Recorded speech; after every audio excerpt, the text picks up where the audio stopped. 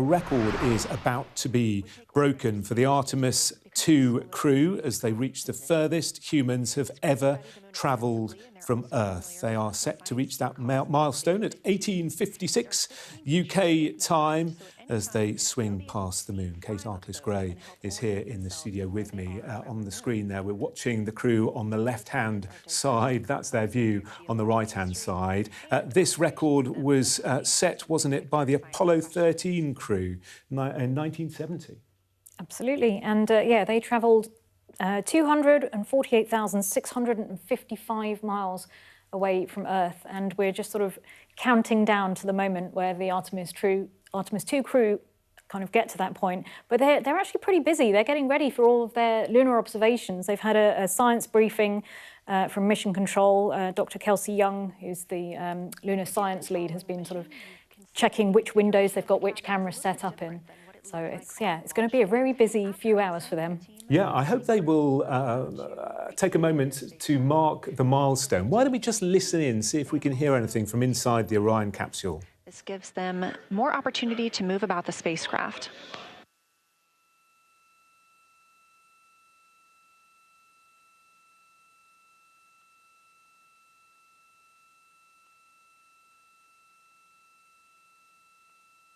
Orion itself has 330 cubic feet of habitable volume. That's about the size of 2 minivans and is 60% more cubic volume than the Apollo spacecraft. We are standing by for the Integrity crew aboard Orion to surpass the Apollo 13 record.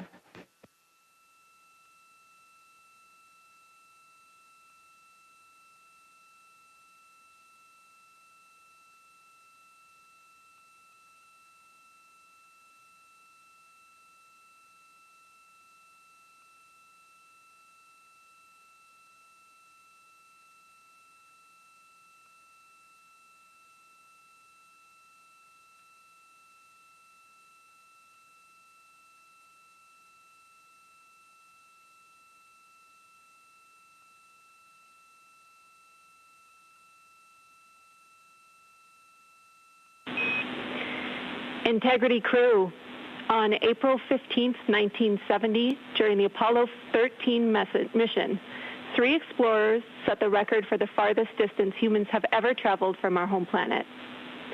At that time, over 55 years ago, Lovell, Swigert, and Hayes flew 248,655 statute miles away from Earth. Today, for all humanity, you're pushing beyond that frontier. Integrity, over to you.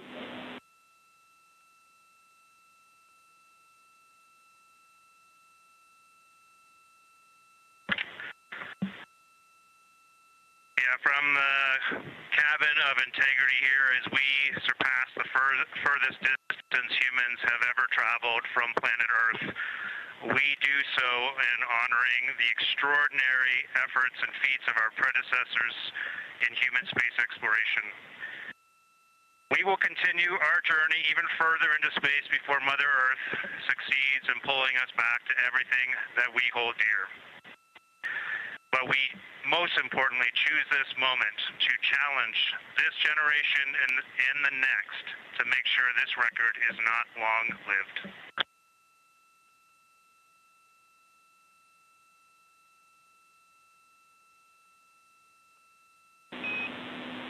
Thank you, Integrity, and congratulations to you and the rest of the Artemis II team.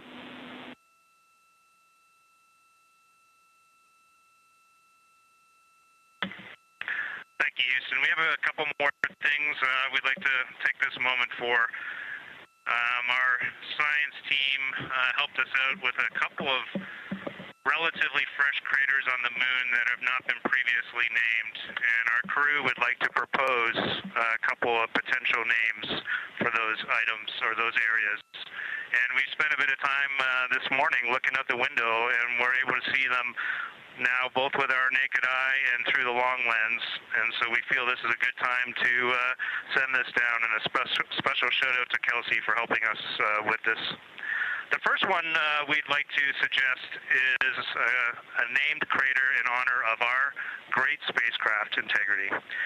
And so if you were to look at Orion on the far side and then draw a line straight up to on the far side.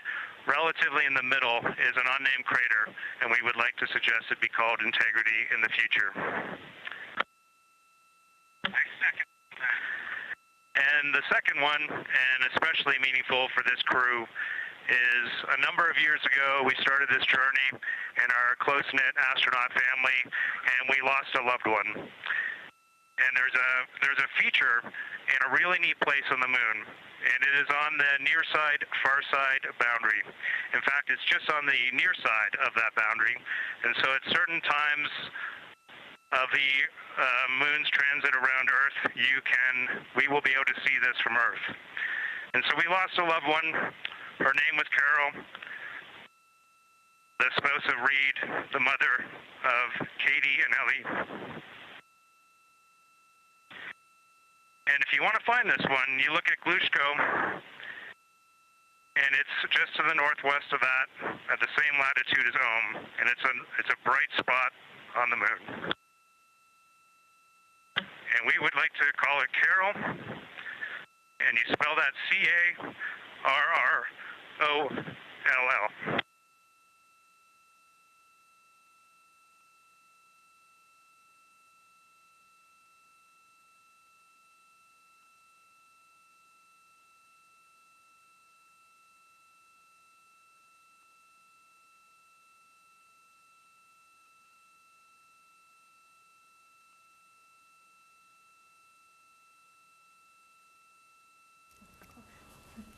Well, wasn't that remarkable? NASA's Artemis II crew breaking the Apollo 13 record for the furthest human spaceflight, surpassing 248,655 miles from Earth. They are now officially the humans who have travelled further from home than anyone ever else. And a few hugs, and also a few moments to pause and reflect, the crew saying we honour the extraordinary feats of our predecessors, also saying we challenge this generation and the next that this record is not long-lived. And they named parts of the moon, which I think we will allow them to do, a crater which they have suggested is named Integrity, after the crew, and also a feature on the near side of the moon, which sometimes will be visible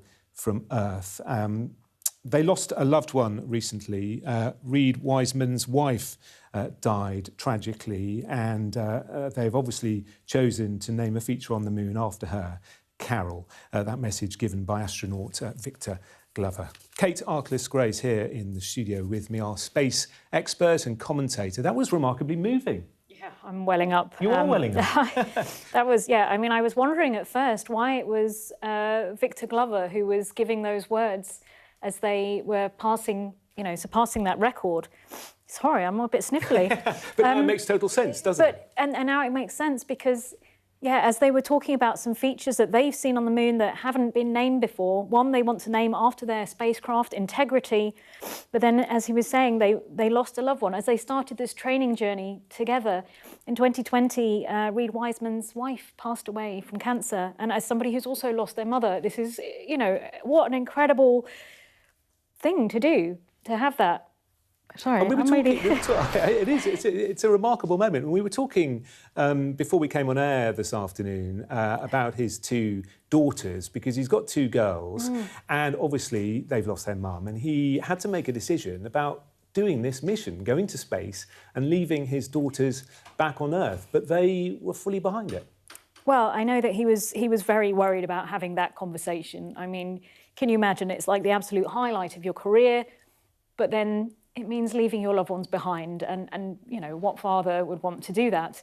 And he was so worried about it. They had the conversation one evening, and then he came down the next morning, and one of his daughters had baked moon cupcakes for him, and he just thought, okay, I think it's going to be all right. But all of the astronauts have had to have those incredibly difficult conversations. What if something goes wrong? What if we don't come back? Victor Glover was talking. He's got 4 children, and discussing that with them it felt very tense and very emotional. And apparently one of them just shouted out, "Let's go!" And that's become one of the kind of key phrases of this mission, "Let's go." They even printed it on a huge banner that was up on the mobile launch platform, which had the rocket on it. And all of the people who've been working on the mission have signed that. So, yeah, wow, yeah, what a moment. What a moment. A real moment. A record has been broken. Well, let's join our science editor, Tom Clark, who's at Mission Control in Houston, Texas. Tom, a huge moment in space exploration. That's right, and such a privilege to be here in Houston, when that bit of spacefaring history has been made. These astronauts have now exceeded that record set by Apollo 13, being the furthest humans ever to have travelled beyond the Earth. And really here the excitement's just beginning. That was our milestone that they knew their orbital trajectory was going to allow them to beat. But in about 45 minutes' time, they're going to get really, really busy, because that's their opportunity to get the most detailed observations of the moon with human eyes that we've had in more than 50 years. And there's a lot of scientists down here in Houston who are very excited to see the photographs and to hear from the astronauts describing how the features on the moon change, and they've got all sorts of interesting targets they want them to look at. But a real moment, as you say, in spacefaring history here. It was a touching moment, obviously, hearing from the astronauts there, naming locations on the moon after their mission, but also after Reed Wiseman's late wife. A very touching moment. But there was another one earlier when they woke the astronauts up. They had a recorded message from the now deceased Jim Lovell, who flew on the Apollo 8 mission, the first one to go around the moon back in the 1960s, which effectively this mission is repeating. So it was very moving to have this voice from the past that had been recorded, wishing the Artemis crew well, because they knew this mission was going to be happening. They recorded that tribute from Jim Lovell. We're going to bring it to you later in our report, but that was another really powerful and emotional moment, and a historic one too. And Tom, we were watching the footage in those moments up to the record-breaking moment, and the crew seemed remarkably busy because, of course, they're now setting up for the very important next phase of the mission.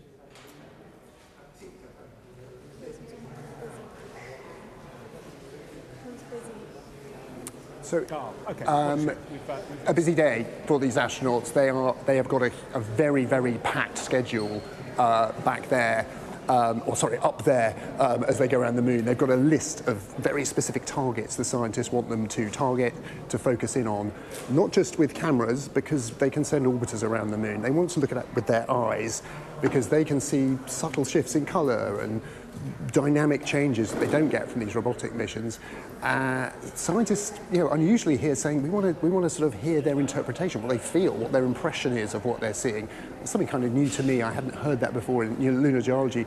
Speaking to some of those scientists earlier, they're very excited about what they're going to get. And I suppose because it was an important moment for the crew to have that period of reflection in this sort of window as they approach the moon, because once they start that phase, that observation phase, they're going to be extremely busy just ticking through the list, very astronaut style, of what they've got to achieve and what they've got to get done on the way round. And almost before it begins, it's going to be over. The gravity of the moon is going to start pulling them around, and they'll accelerate their path, and they'll be heading away from the moon back towards Earth. Before that, though, there's a treat, because they'll see a lunar eclipse. The sun will be eclipsed by the moon as they go round, and that itself offers a new opportunity to do some science, because they'll be able to see the Earth without the illumination of the sun. They'll be able to see certain planets around the moon and make various observations from there. A very unique opportunity to see part of our solar system during eclipse from, away from the Earth. OK, Tom, thank you very much. Communication's better between Houston and the moon than they are between Houston and London. But we appreciate your time. Thanks very much. Good to speak to you. NASA's Artemis II crew has broken Apollo 13's record for the furthest human spaceflight, surpassing 248,655 miles from Earth. Let's have a listen again to the moment it happened. Integrity crew, on April 15th, 1970, during the Apollo 13 mission, 3 explorers set the record for the farthest distance humans have ever traveled from our home planet. At that time, over 55 years ago, Lovell, Swigert, and Hayes flew 248,655 statute miles away from Earth. Today, for all humanity, you're pushing beyond that frontier. Integrity, over to you.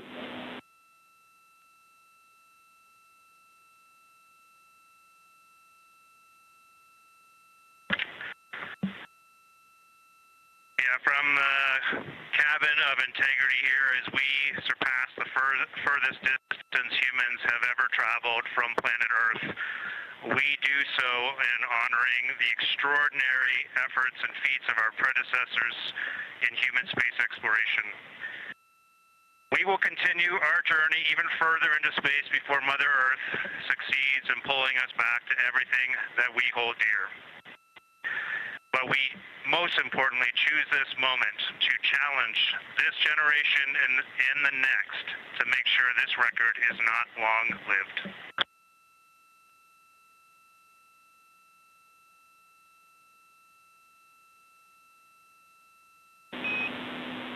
Thank you, Integrity, and congratulations to you and the rest of the Artemis II team.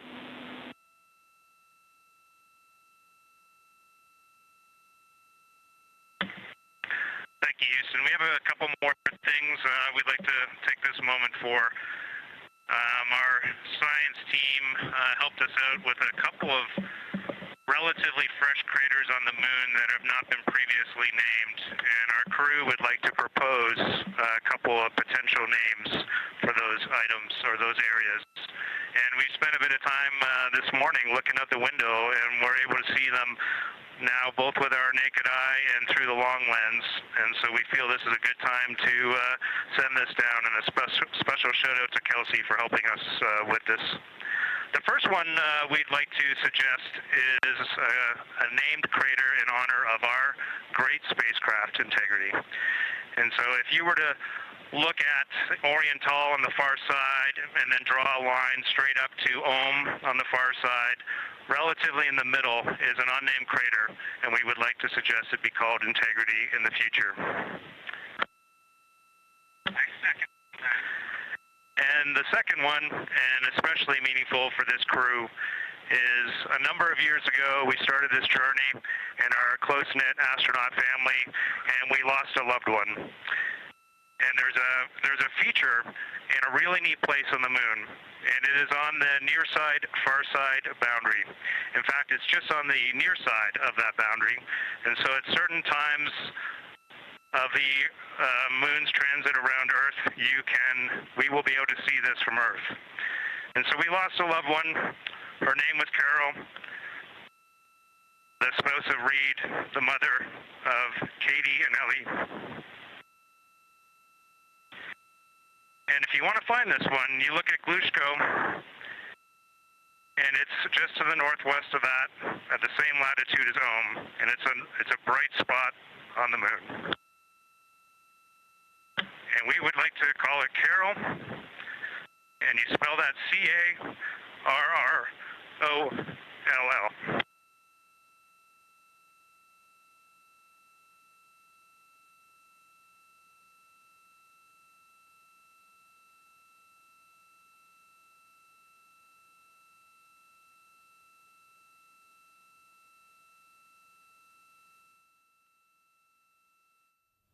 So the crew hugging after that moment just before 7 o'clock UK time, when the 4 astronauts of NASA's Artemis II mission reached the furthest point that any human has been from Earth, cruising along a path in the moon's gravitational sphere of influence that will soon take them over the lunar's far side. The voice there, we think of Jeremy Hansen, the Canadian astronaut and mission specialist, talking about naming a crater Integrity, and then a feature on the near side of the moon, sometimes seen from Earth, naming that feature Carol, after the late wife of Reed Wiseman, the commander.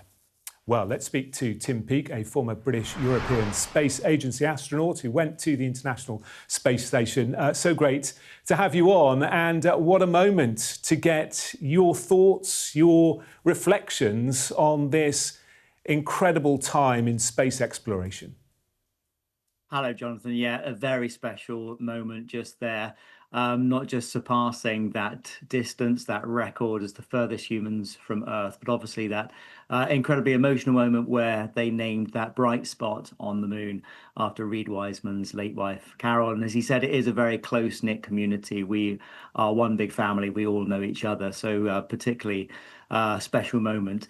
But no, this whole mission is full of incredible firsts, and we are really groundbreaking here as we approach a new era of space exploration.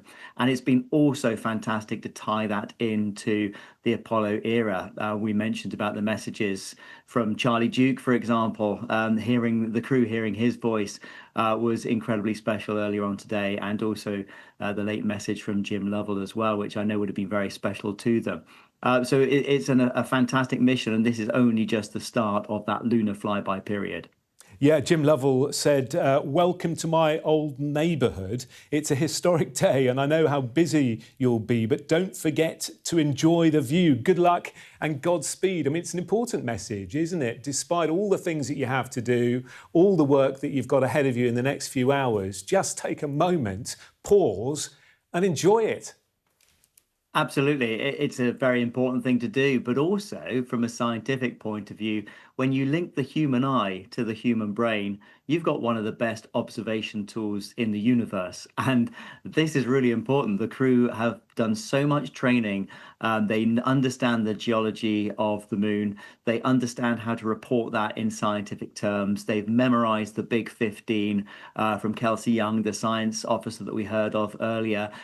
They are ready for these next 7 hours where they'll be reporting on all these things. 60% of the far side of the moon has never been seen by human eyes.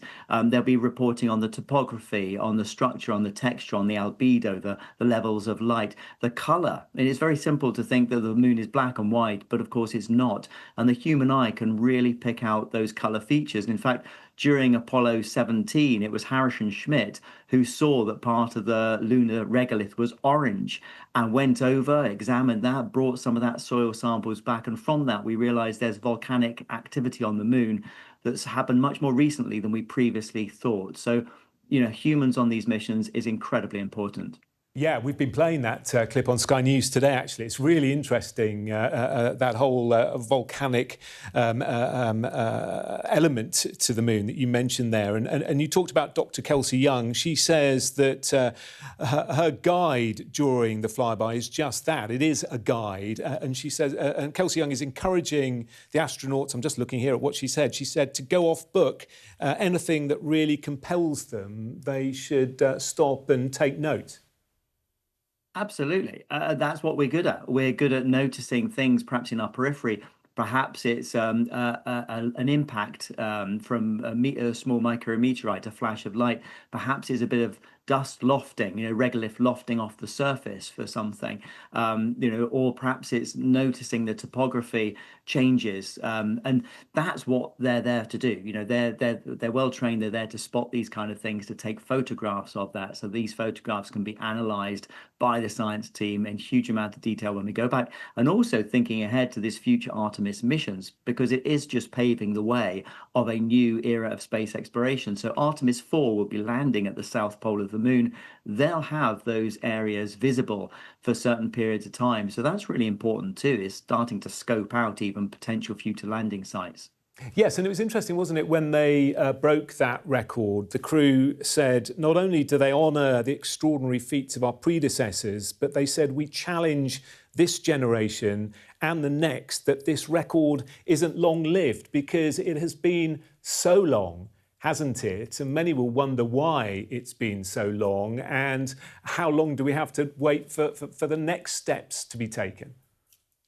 Yes, I mean, Gene Cernan, when he left the surface from Apollo 17 in 1972, and his novel was Last Man on the Moon, and it was something he said he never wanted that title for very long. He didn't want to be Last Man on the Moon, but he was, of course. We've been focused on International Space Station operations in low Earth orbit for over 25 years, and this is really now breaking out of low Earth orbit and returning to the moon as a stepping stone for onward exploration of our solar system. And that's really important. And we're doing this in an international environment. It's a different situation from back in the Apollo era. It's no longer just a sort of two superpowers racing for flags and footprints. This is about international collaboration, and it's about research. It's about sustainable exploration of space and setting up that lunar research base, and progressing on from there, learning so much that will benefit people back on Earth. Yeah, I think it's almost 10 years, not quite 10 years, but almost 10 years, isn't it, since you returned from the International Space Station. Do you think that we have spent too long really focused on the ISS and maybe we should have moved on further, quicker? I don't think we could have done. I mean, things are as they are. It's very hard to run a space station program whilst also funding a deep space exploration program. You can't do them both. And the Saturn era, the Saturn V era, the Apollo era, yes, a phenomenal rocket. Yes, phenomenal at what they achieved back in that time, but it was completely unsustainable. The only thing that came back from that rocket was a small capsule with 3 people inside, and the capsule went to a museum. You can't run a deep space exploration program for very long on that basis. And the United States was spending 5% of their GDP. That's not sustainable either. So we're doing things on much, much tighter budgets. And this era is now reusability. And it's very easy to forget that why we're able to do this at such a cheaper cost is because of these brand new rockets, which are offering huge amounts of reusability, bringing all the rocket back, putting it new fuel in and sending it back off again. That's bringing the cost of access to space way down. And that's why we can afford now to do this program, and why we couldn't afford it to do it until we had the technology to build these reusable rockets. Yeah, it's a really, really interesting point. So the lunar flyby taking place in about 25 minutes or so, or certainly the observations will begin in 25 minutes roughly. You've spent a lot of time in space. Give us a sense, give us an idea of maybe just what a profound moment it will be for the crew. It will be hugely profound and also very special to them as individuals. You know, when you're floating in space, it's such a serene environment. You're weightless, no forces on your body. That capsule will be fairly silent. I mean, there'll be the hum of fans circulating the airflow, but otherwise it will be a very peaceful environment. Of course, outside their window, they're going to have this phenomenal view, and it's going to change. They'll start off seeing the moon quite well lit, and then as they pass round into the far side, they'll come across the terminator, because they're going to go into the night part of the moon.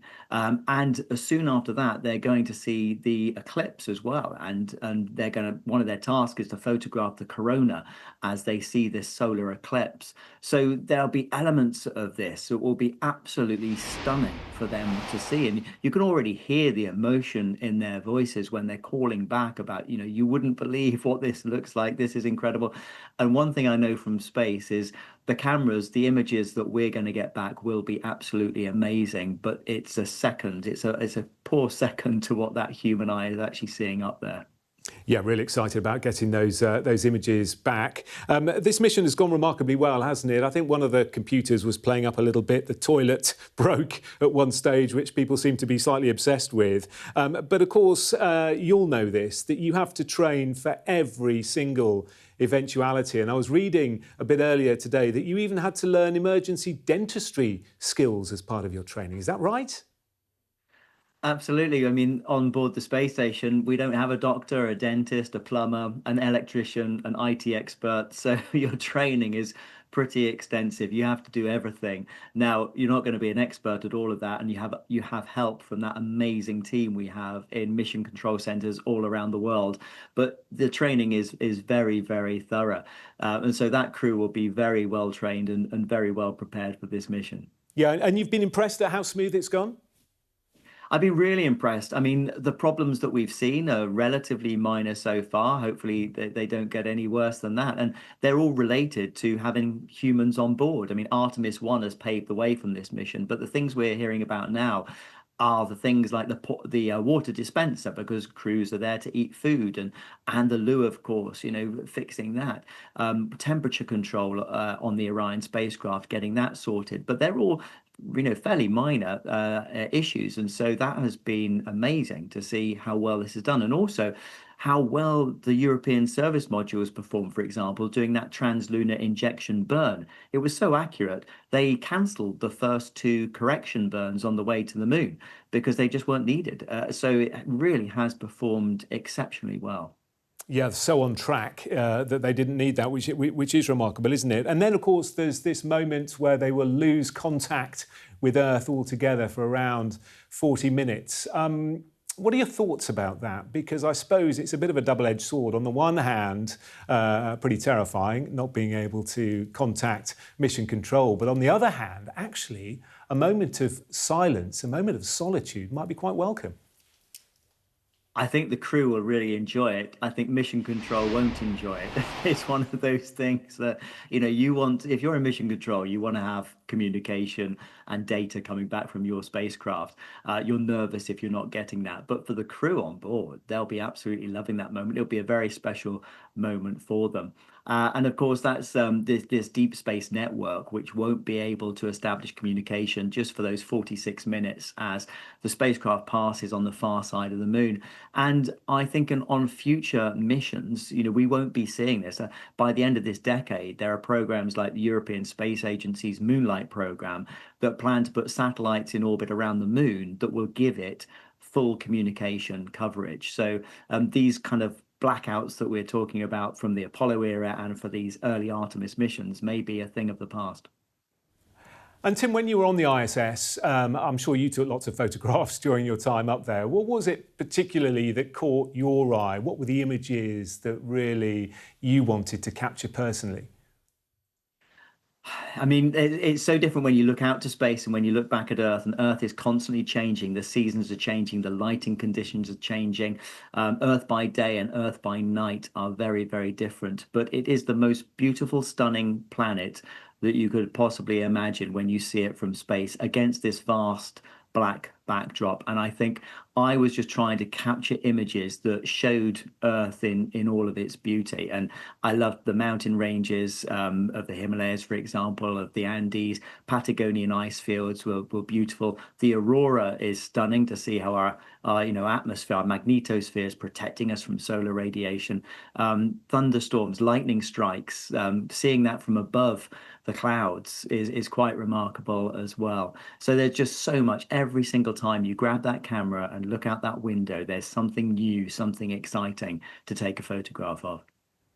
Tim, just before we let you go, we've got Kate Arkless-Gray here with us in the studio. She's been with us throughout the whole programme. Just wants to ask you a quick question.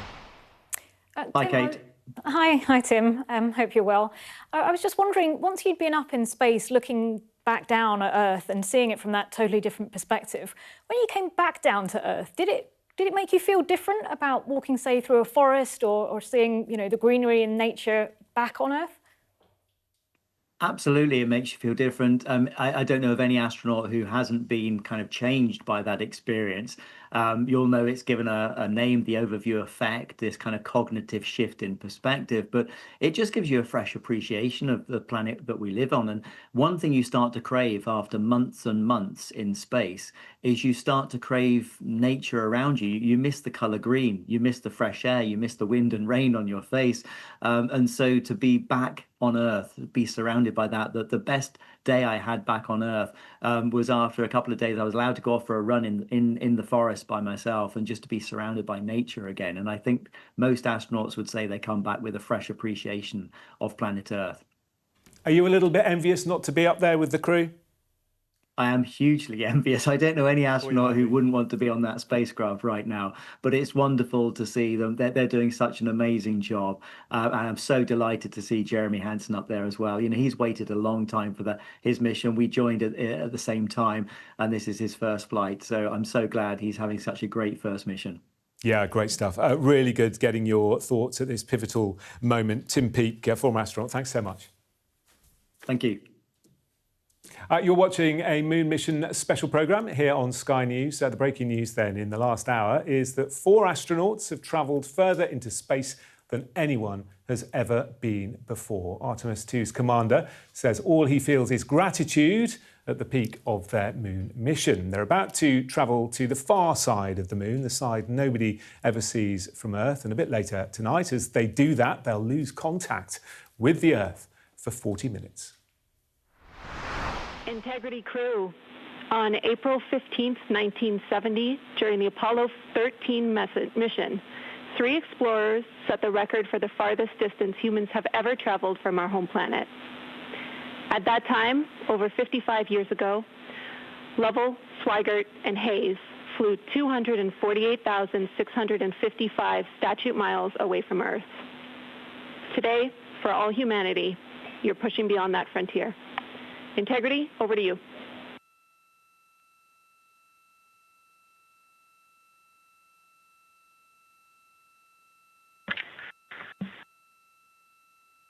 From the cabin of Integrity here as we surpass the furthest distance humans have ever traveled from planet Earth.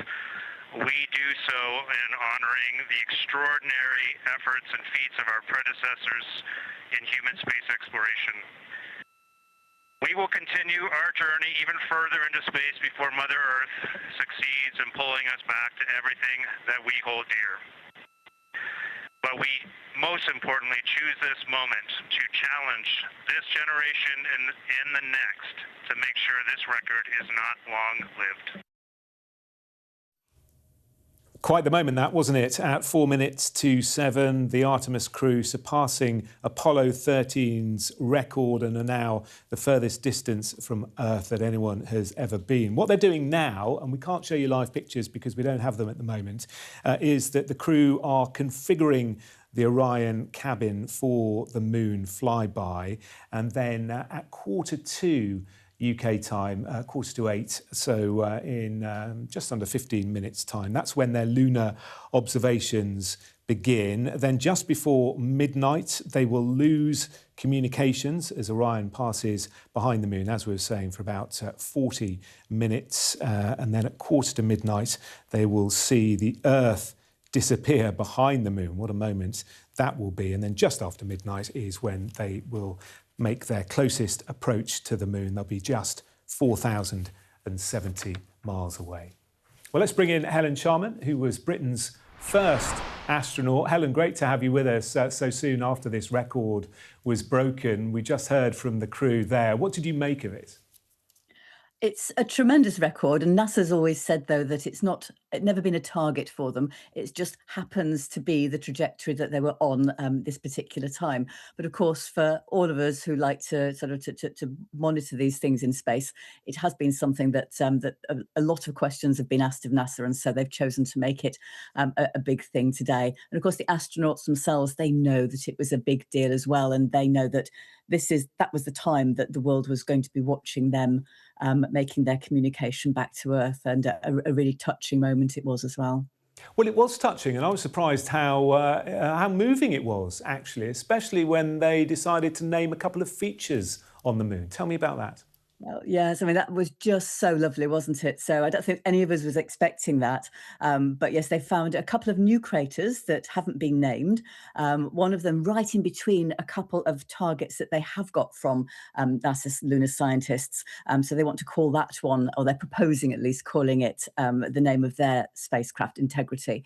But there's another really bright spot that hasn't got a name, and it's right on the boundary, so between the near and the far side of the moon. So sometimes we can see it from Earth. And they proposed calling that Carol. And Carol's the name of Reed Wiseman's late wife. She died a few years ago of cancer.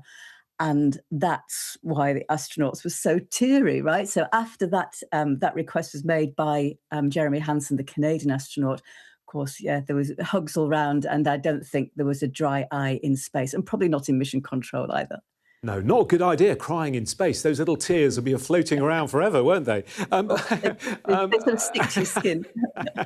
What is it like to watch this mission finally lift off? We've been waiting so long, there have been so many delays, but now it is properly underway. As someone who's dedicated their life to the exploration of space, what goes through your mind, especially at launch and then over the last few days? Well, for me, I mean, I was an astronaut for a really quite a short time in my career, but certainly in terms of thinking about what we can do in space and what it means, and what it means for the rest of us on Earth as well, it's just a tremendous mission that we've got at the moment, because it really is pushing the boundaries of humans. It's giving us all on Earth a real insight into some of the work that's been going on for decades, of course, but in particular in recent years to get these missions going. And how much we sort of stand on the shoulders of giants that have gone before. This is a picture of me with the person who became my backup, Tim Mace. But yeah, we did our training, and back in 35 years ago now in the Soviet Union. The Soviet Union then was really the one of the leaders in terms of keeping people in space for a long time. NASA has learned a lot of lessons more recently, and of course there's other countries as well developing their own space programs. But there's so much that we can learn. But this particular mission, when we're thinking about learning about the moon, and learning about how humans can possibly survive there sustainably for a long time, I think that really fires the imagination of people on Earth as well. Perhaps much more so than now than let's say just living in low Earth orbit, that has become relatively commonplace compared to going around the moon, at least. Yes, of course. Those lunar observations are going to begin in just under 10 minutes' time. The pictures, the footage will be beamed back a bit later. What are your hopes and expectations? So I'm really excited to just to listen really to some of the comments that the astronauts are making about what their eyes are seeing. So, of course, human eyes we see in 3 dimensions. We've got this depth perception because we have 2 eyes on either side of our face. And although that's not much compared to 4,000 miles or so it's going to be to the lunar surface, the lunar scientists in NASA are saying that that will give them some appreciation, actually, especially in different lighting conditions. So the sun will be at different angles. So they'll be able to see some certain features of the moon, and provide much more information to the scientists than the scientists have from the satellites that have taken photographs of these particular places. And the other thing is their eyes will be able to see certain colours with a bit more definition, especially when their eyes are adjusted to the lighting conditions on the lunar surface.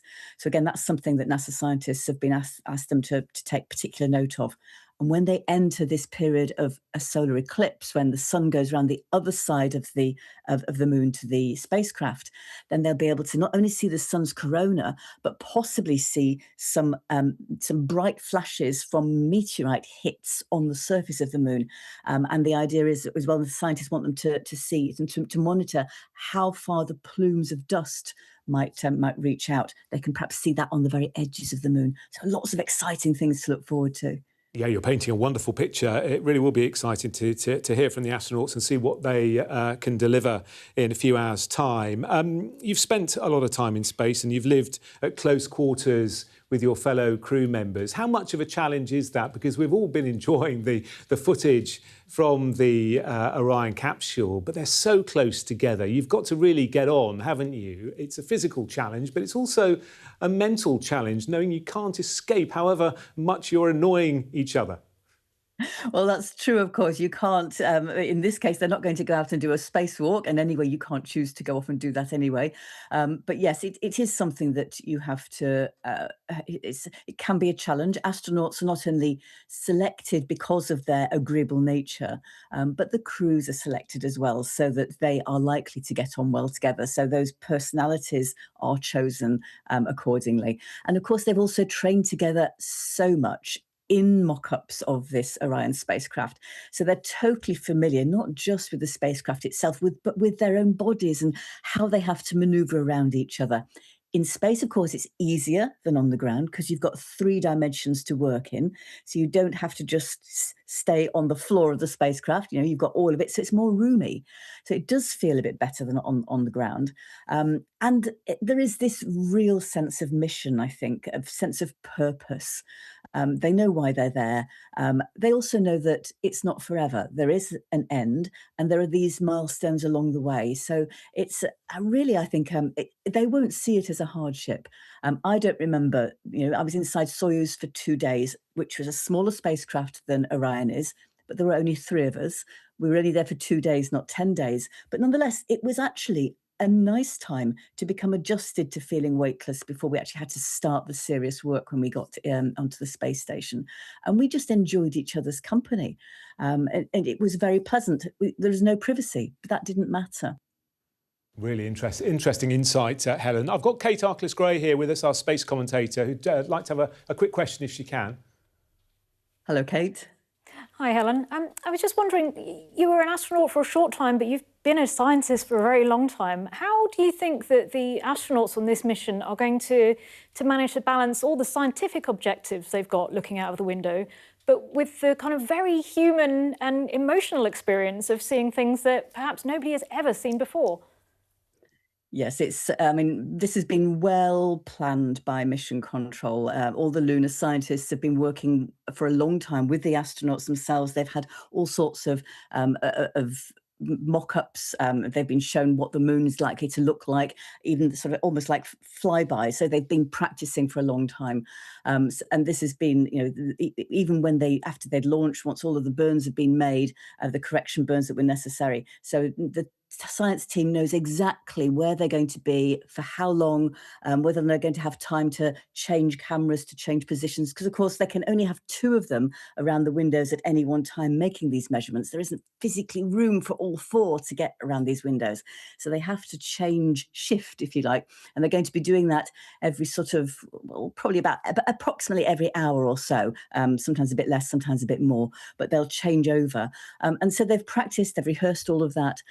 But nonetheless, that emotion that you get when you're seeing things, the excitement, you know, seeing new craters that haven't been named, perhaps they'll see something that's only very recently been made, seeing the corona of the sun in a way that you don't see from Earth, because the moon will appear much bigger relative to the corona of the sun than the corona of the sun appears when it goes behind the moon when we're looking at it from Earth, just because of the position that they are close to the moon. So yes, so they'll see things that have never been seen before, and I think that will really elevate them, that emotion that they will have, just being able to see the whole of the lunar disk as well, from that particular advantage, going around the backside, and that time when they'll be out of contact with the Earth. What a lovely time I think that will be for them, just to be with each other, and to enjoy that moment, knowing that nobody's going to be watching them. You know, we're all watching them live for so much of their time. They don't have an awful lot of time away from the cameras of the world, but they'll have those 41 minutes, and it will be really a very, very personal time for them, I think.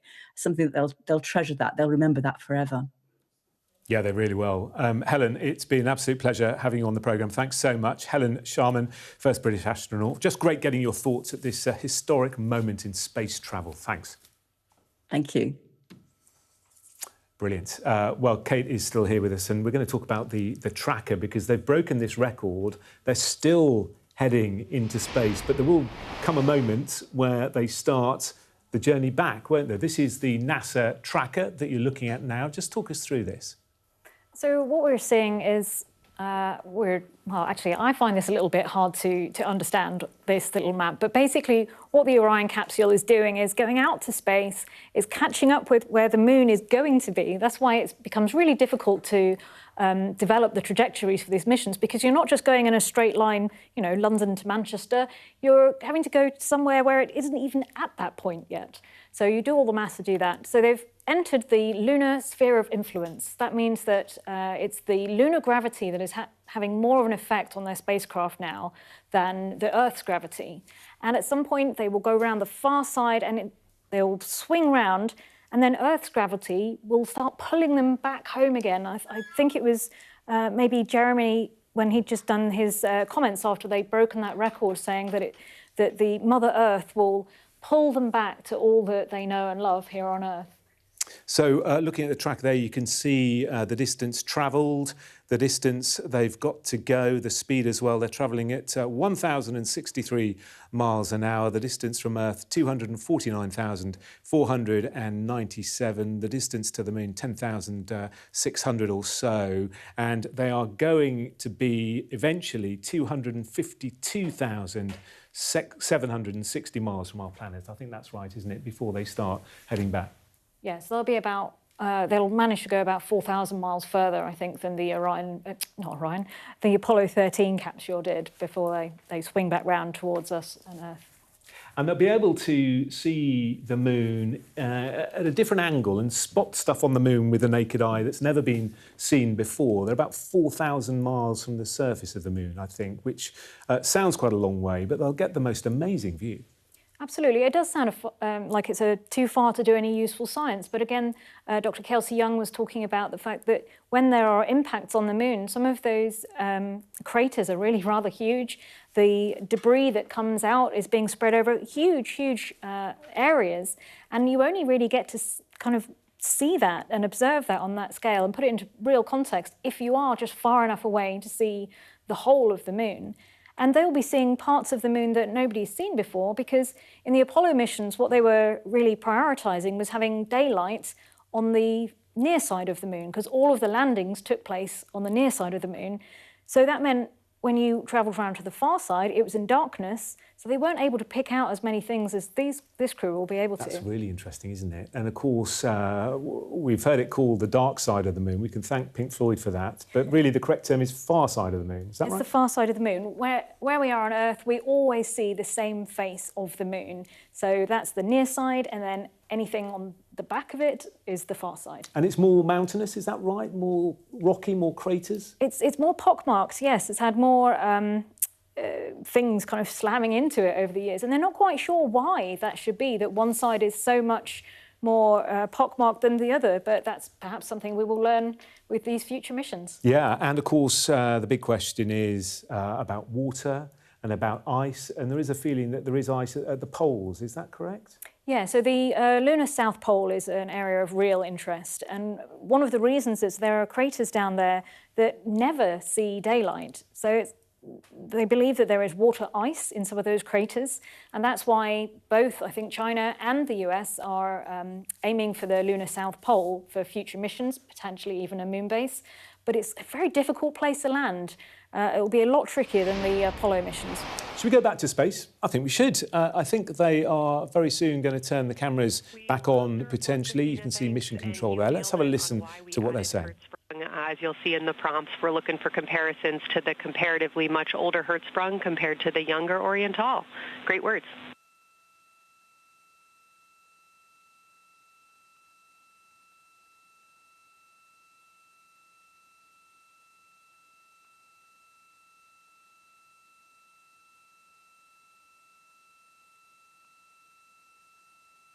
This is Artemis Mission Control. That was the voice of Dr. Kelsey Young speaking with the astronauts aboard Orion as they begin their observation period and lunar flyby. NASA astronaut Christina Cook reporting their view of Hertzsprung Basin. The team here is looking for centered images of the basin at a full zoom, and they're hoping that the astronauts can image and describe the inner and outer rings. This is considered a degraded basin with a floor, rings, and ejecta compared to a younger Oriental basin.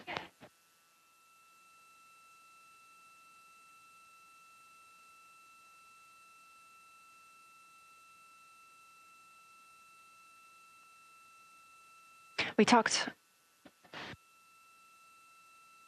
spoke earlier with Julian Gross, the Artemis curation lead, about some of the terms we will hear the crew use today. One of those just called out, that's albedo, looking at surface brightness, or the amount of light a surface reflects.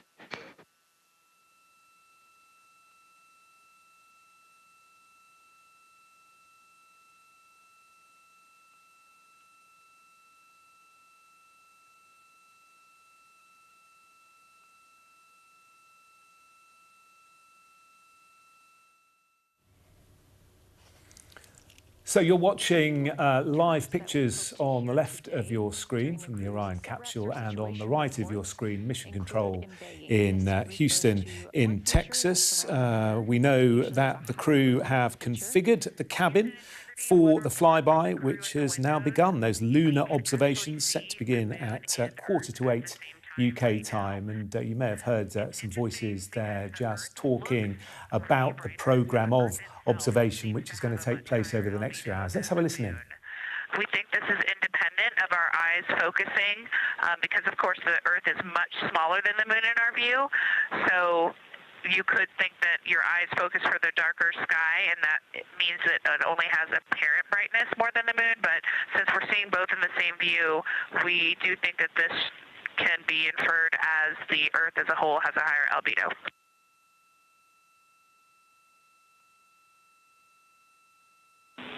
Great observation, Christina, and reminder that as you're starting to look for those subtle color and albedo variations on the moon, the relatively bright albedo Earth might make those a little bit difficult, but as your eyes continue to adjust, we expect you to start to see more nuance on the moon. Thanks.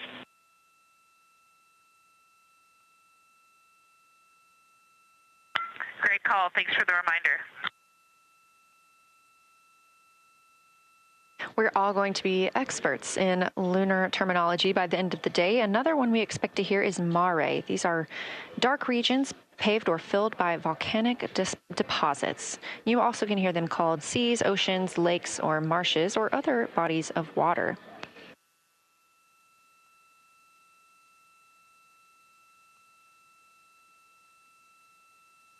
Again, we are live in Artemis Mission Control, but on the right side of your screen, that is the Science Evaluation Room, team members who have been preparing for this day for years.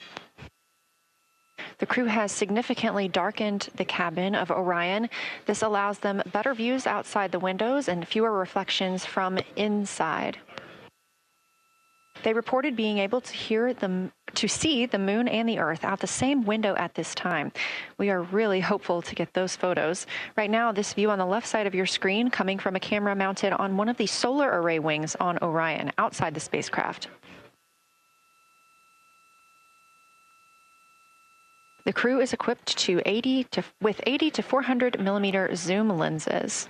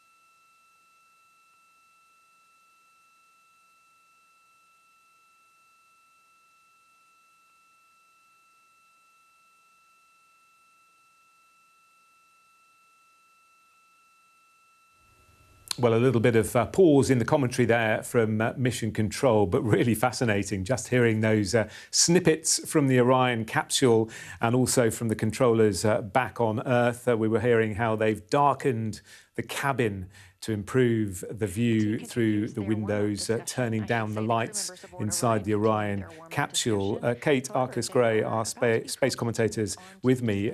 Kate, how many cameras have they got, and what's the setup? Who's taking the photos? Who's talking to base? So the cameras that they're going to be using for this lunar observation period, it's a couple of cameras that I think have been previously tested on the International Space Station. They've got an 80 to 400 mil lens for those. The one they're going to be using for the solar eclipse is a newer camera, which wasn't originally on the manifest for this mission. And it was Commander Reed Wiseman who said, we really should take one of these because it's the camera they will be using on future Artemis missions. And although it hadn't been tested in space, what better way than to take it with you on this mission? And one of the reasons you do need to test things is that where they are, there's a lot of radiation, and if a bit of that radiation hits one of the sensors, or as happened to one of their personal computing devices, the radiation can hit it and just either knock it out or cause some real issues. So Christina's device actually got completely wiped out by what they think was a radiation hit a day or two ago. So now they're sharing 3 tablet devices, and they've got this Lunar target program, which is going to be telling them, what's coming up, what they're going to be looking for, why it's important, what it is that the scientists really want them to look out for, and it highlights the previous one, the one that's coming up, and what's coming next, so they know exactly what to look for. So well planned out, isn't it? Hugely. It really is. And I keep hearing the same words, which I don't understand, but you will understand. One of them is Oriental. What is that? So Oriental is one of the features that they're going to be having a look at and getting a better observation of from their perspective. It's Mare Oriental. It's a 600-mile wide basin. It's got multiple large rings, and it was formed around 3.8 billion years ago. Wow. So what they want to do is compare that with another basin, the Hertzsprung Basin, which is northwest of it. So it's only a mere 400 miles wide, but that has been around a bit longer. So it's been degraded by impacts of meteorites that have come and hit it, and it's thrown up different things. And they want to compare those two things to see how that's changed the lunar morphology and topology. I wonder if the responsibility of getting these images is weighing heavy on their minds, because when you think about it, these pictures are going to be used and pored over and studied. Some of them may well appear on posters on kids' bedrooms' walls for years to come. It is a big deal. They've got to get it right. Oh, absolutely. I mean, mine would all be blurry. I get back and find them all rubbish. They have been training and training and training for this. It's actually really lovely listening to the science team.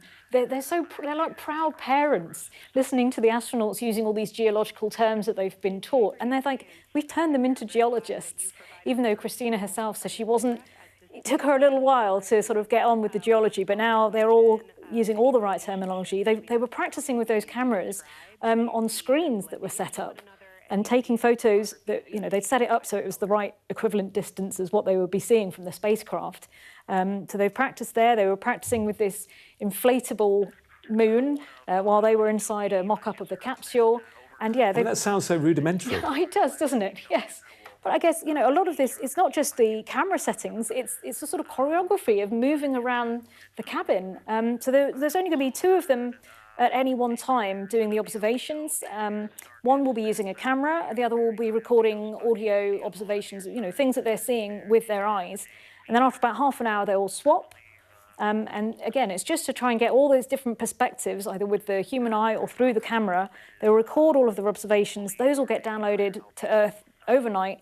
The scientists are going to have a look, or they'll have a field day, won't they, looking at all those images. And then if they've got any follow-up questions, they'll have a science conference tomorrow, just while it's all still fresh in their mind, to ask them, what exactly did you mean by this? Or what could you point to this feature in the image? Yes, because of course, as we've been hearing a lot, the human eye will be able to spot stuff that will never be able to necessarily be translated onto the SD cards of the cameras. Well, let's have another listen in as Mission Control continue to speak to the crew. I also heard a discussion about the albedo of Grimaldi being a 10, and how many of us, when we were a little further away, saw that as the darkest albedo, and that the bigger Mare off to the east was still dark, but maybe a 7-8. We still think that, but you are seeing color variation, albedo variation inside of Grimaldi as well, and that even on the west side there's still a very dark part of it. But it is still the darkest. It is just not as uniform as it looked when we were farther away. We're starting to differentiate the striations of albedo inside of Grimaldi. Copy all, Victor, and you read our mind. Superlatives like darkest, biggest are really, really helpful for us, so keep those coming.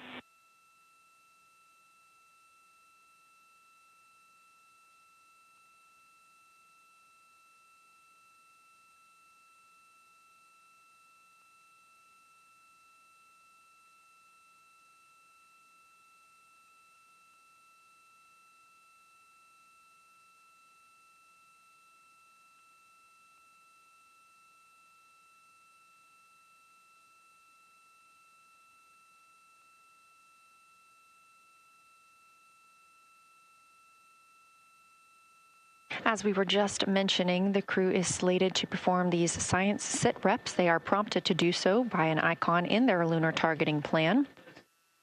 That one coming down from NASA astronaut and pilot of Artemis II, Victor Glover.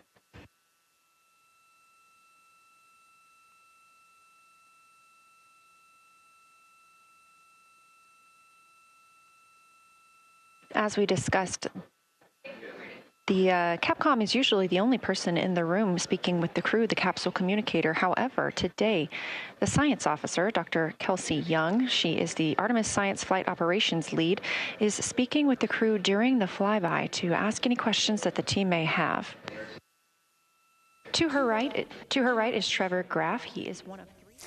You're watching a Sky News special programme on an historic day for space travel. In the last hour, a new record has been set for space travel. 4 astronauts on the Artemis II mission to the moon have travelled further into space than anyone has ever travelled before. Well, in the next few hours, the astronauts aboard NASA's Orion spacecraft will travel to the far side of the moon. And for about 40 minutes, they will lose all contact with Earth. So, the crew of the Artemis II mission are now the furthest mankind has ever been from planet Earth, breaking the Apollo 13 record, which was set more than 50 years ago.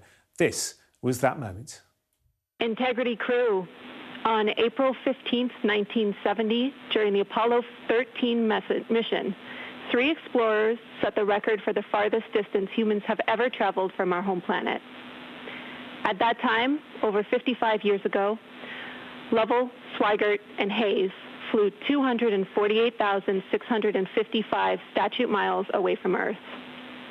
Today, for all humanity, you're pushing beyond that frontier. Integrity, over to you.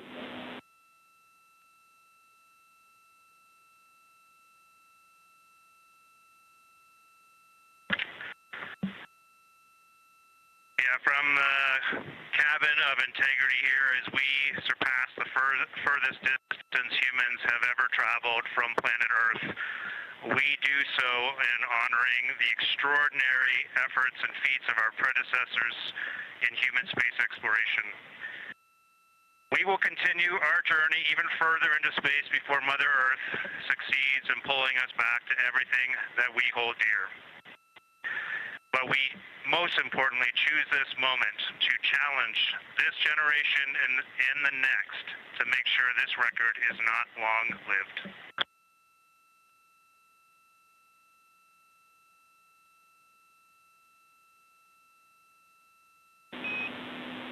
Thank you, Integrity, and congratulations to you and the rest of the Artemis II team.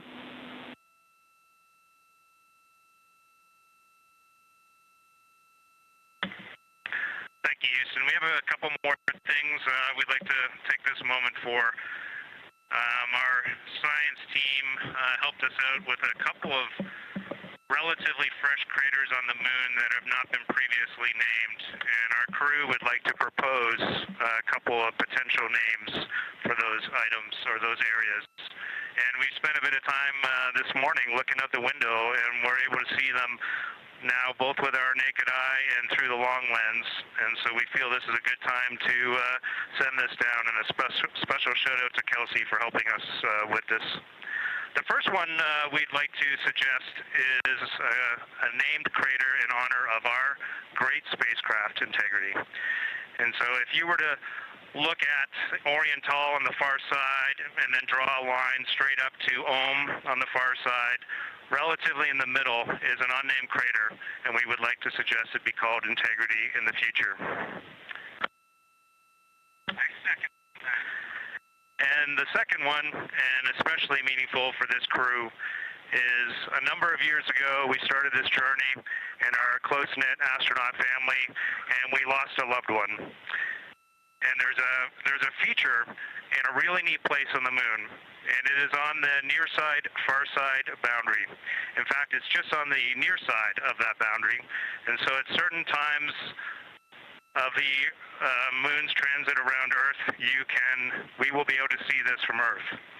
And so we lost a loved one. Her name was Carol,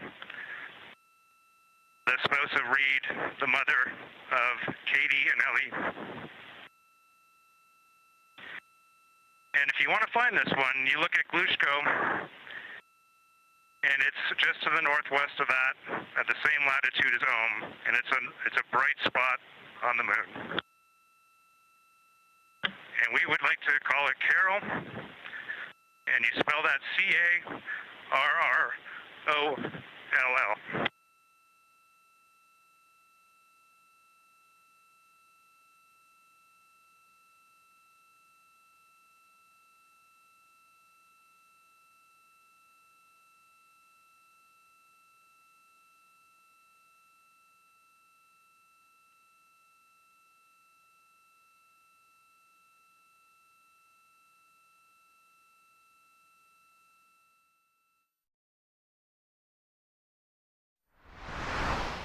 Well, our science editor, Tom Clark, is at Mission Control in Houston, Texas. Don't know about you, Tom, but I found that rather moving, quite emotional, actually. And of course, they've broken the record, but they're still hurtling away from Earth, and they're going to carry on doing that for a little bit longer. How's it all gone down at Mission Control?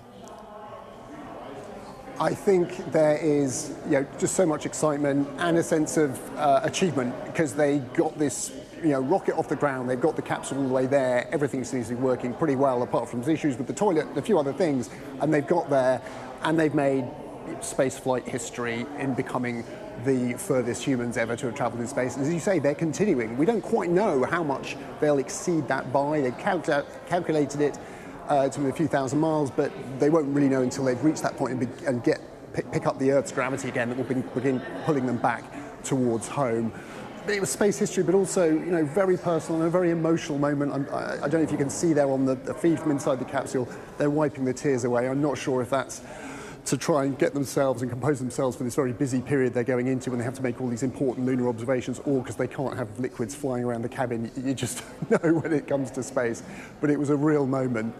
And as you say, a historic one as well. And earlier we got a really privileged opportunity to get into the mission control room itself when they woke the astronauts up, and there was a message from one of the astronauts on Apollo 8. It was recorded before he died to congratulate the crew. Just have a watch of this as we went into mission control, just as they were waking the astronauts up this morning. Well, I can't really believe I'm here. This is the iconic, historic Mission Control in Houston. The room behind me has been controlling the entire mission so far, and it's a pretty exciting day for them. You can see just how big the moon is getting in that picture behind me. And we're just counting down now to the time when they're going to wake up the crew.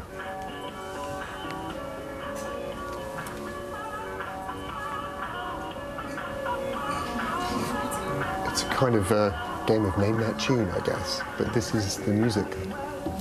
They choose a particular song every day to wake the astronauts up with and begin what is going to be probably their busiest day of the mission so far, because they're making their closest approach to the moon, they're flying by it, and they've got to relay back as much information as they can about what they see. This is essentially the climax of all they've been working for. Hello, Artemis II. This is Apollo astronaut Jim Lovell. Welcome to my old neighborhood as you swing around the moon and lay the groundwork for missions to Mars for the benefit of all. It's a historic day, and I know how busy you'll be, but don't forget to enjoy the view. Well, it's amazing. It's a voice from the past, from the iconic Apollo era, Jim Lovell there, waking up the crew, wishing them good luck with today's most important day of the mission so far. Good morning, Houston. Integrity on 1. We got a question about toilet availability and upline status. Good morning, Reed. For the toilet, we did see your sleep crew note from overnight. So you were go to activate the toilet? That's quite an incredible insight there. The first conversation between Capcom here at Mission Control in Houston and the crew on what is arguably the most important day of their mission so far and the most exciting one. They're going to fly past the moon, exceed the record for the furthest humans have ever travelled. But what they want to know is, can we use the toilet today? I guess it's pretty important. You want to know that that's off your list of things to worry about. Tom, you're a very lucky man. I am green with envy. You were speaking in very hushed tones inside there, despite the big grin on your face. What was the atmosphere like? Was it very tense, or is it a little bit more relaxed now the mission it seemed to be going so well? I think the reason that everyone just got very quiet. I think it maybe some weird sort of teleconnection with the astronauts. They're still sleeping, they're being woken up, but it just got very quiet in there. But mission control, it's a very calm. I mean, the thing that really struck me, it's a very calm environment. There's no one running around screaming or shouting. It's just extremely well controlled and orderly. But just this amazing insight into that sort of the day-to-day functioning of a mission like this, and how there are thousands of people down here on Earth worrying about propulsion, communications, the orbital trajectories, the science, all working together. And it's those 4 astronauts who the focus have been on, and rightly so, they are taking enormous risks in this spacecraft that have never flown before to do this. But the sense of that, they're there representing this huge endeavour back on Earth that's getting them there, that's keeping them there, and that's going to learn from what they discover. And that's really important. But what we didn't know at that moment was, that very moving moment as they passed that record, where the crew chose to name a crater after the commander, Reed Weissman's late wife. His daughters were in mission control in that gallery that we vacated by that point. To hear that message, I don't know, but I think it was a surprise to them and must have, well, as I said, there wasn't a dryer in the capsule. I doubt there was a mission control as well at that moment. It was very moving. But now it's, get that behind them, because they've got, all this work to do for the next 5 hours as they go through this flyby, capturing all that information, making the most of this. They can't stop and pause and go back and do it again. They've got to make the most of that flyby as they can before, the physics of the solar system starts dragging them back towards Earth and home. Yeah, it really was quite the moment, wasn't it? Tom, thank you very much indeed. Tom Clark at Mission Control there in Houston in Texas. So it is now day 6 of the 10-day mission, a journey to the moon that's once again really captured the imagination, hasn't it, of people watching back here on Earth. Let's take a look at some of the key moments of the mission so far since launch last Wednesday. On this historic mission, you take with you the heart of this Artemis team, the daring spirit of the American people and our partners across the globe, and the hopes and dreams of a new generation. Good luck. Godspeed, Artemis II. Let's go. This is Victor. We are going for our families. MS1. This is Christina. We are going for our teammates. MS2. This is Jeremy. We are going for all humanity. All right, Charlie, your Artemis II crew is go for launch. 10, 9, 8, 7. RS-25 engines lit. 4, 3, 2, 1. Booster ignition. The crew of Artemis II now bound for the moon. Humanity's next great voyage begins. I can feel the rumble coming across the water there. Extraordinary sound. Vibrations in my chest. Integrity, 3 miles in altitude, traveling more than 1,200 miles per hour.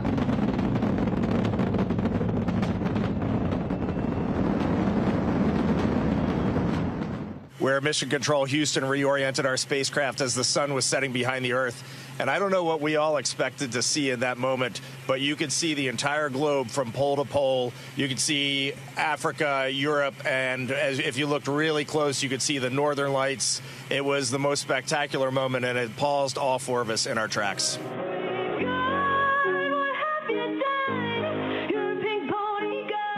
We were all eagerly awaiting the chorus. We'll try again next time. Good morning. I just kept saying to them yesterday, I really like it up here.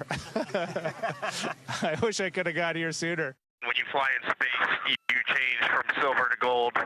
And so we figured today was a perfect day to honor our friend, Canadian astronaut Jeremy Hansen, with his flown astropin. I'm not one for hyperbole, but it's the only thing I could come up with. Just seeing Tycho, there's mountains to the north. You can see Copernicus, Rainier Gamma. It's just everything from the training, but in 3 dimension, and absolutely unbelievable. This is incredible. This is Apollo 16 astronaut Charlie Duke. John Young and I landed on the moon in 1972 in the lunar module we named Orion.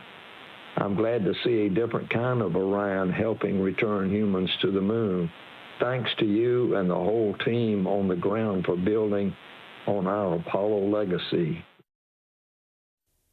That montage ending with a message from Charlie Duke, who is 90 years old now, many, many years since he stepped foot on the moon, but nice that he recorded a message for the crew. Space expert Kate Arkless-Gray is with us. In fact, all these recorded messages are rather lovely, aren't they?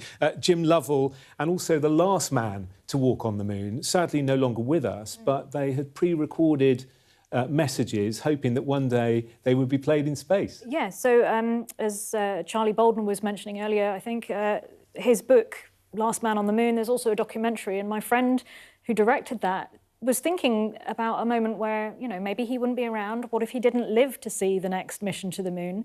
And recorded a message with him where he says, his advice to the crew, enjoy it, take advantage of the opportunity, don't take anything for granted, and know that you, whoever you are, can do it, and not only do it, but do it better than it's ever been done before. What a great message, and actually very useful for this moment in time when they're now taking photographs of the moon, doing their observations and carrying out really the part of the mission that is so crucial and vital for further exploration. I mean, every part of this mission, really, because they're testing out the spacecraft. They're making sure that it will work in future for other humans to travel in it. But yeah, absolutely. Looking at the far side of the moon, they're going to be having... They won't see too much of that South Pole where it's targeting the landings, but there is a little bit of the Aitken Basin they may be able to see briefly. So yeah, all the work that they're doing now is it's there to sort of create that next step in terms of research and hopefully to inspire a new generation to get interested in, you know, STEM subjects. Yeah, I really think it is doing exactly that. I've got my list of what is happening over the next few hours, the itinerary. At the moment, the lunar observations are taking place. And then at 23:45, just before midnight UK time, Earth set. Earth disappears behind the moon. We're used to sunset and sunrise. They're going to see the Earth set and then the Earth rise. And that's also the moment, of course, where they will lose their communications with Earth, because they need a line of sight for the radio signals to get back down to Earth using the Deep Space Network. No human contact has been using the Deep Space Network since the Apollo missions. Again, it's quite a moment. So yeah, it will all go quiet for them. No more chattering from mission control. And then when they continue that journey, when they start to acquire that signal, it's because Earth has risen from the viewpoint of where they are behind the moon. And at that point, they will be able to take that picture. You were talking about what's the pressure to take the perfect picture? Well, Apollo 8, Earthrise, I mean, that's an image that, we've seen it everywhere. It's even in the Artemis II patch, it's kind of referenced there. And it's their turn to take that picture. And earlier on in mission control, somebody was asking about what side of Earth will be facing them at the moment that they take that picture. So the good news for you, if you're in Asia, Africa, or Oceania, you could go out and look at the moon, have a little wave, and know that the astronauts are smiling back down at you. I mean, what a thing to be able to say that you've done. Really remarkable. What a group photo to be a part of. Oh, yeah, it'd be great, wouldn't it? It's interesting about the communication element of all of this, because you would think in the 50, whatever it is, years since we last went to the moon, we would have come up with a way of being able to communicate with them on the far side, and yet we still haven't. I mean, is that around the corner, satellite technology, communications to... I mean, it's going to have to be there, isn't it? Absolutely. For the next Artemis mission. So, I mean, the way to do it is to have a relay satellite. So if you have another satellite that's orbiting the moon, even if you're behind the moon, you can connect with a line of sight to that, and then that has a line of sight back to the Earth. I know China has already sent one of these up for their missions, so they would have continuous communication, and they've needed that. They are the only nation who has landed successfully, not with people, But they have landed a rover on the far side of the moon. In fact, they've done it twice. And on the second time, they brought samples back to Earth from the far side of the moon. So it's quite impressive what they're doing. And I think, you know, we talk about the new space race. In the past, with the first footprints on the moon, it was the US against the Soviet Union. Now we're looking at America versus China. And I'm not sure I wouldn't bet against China.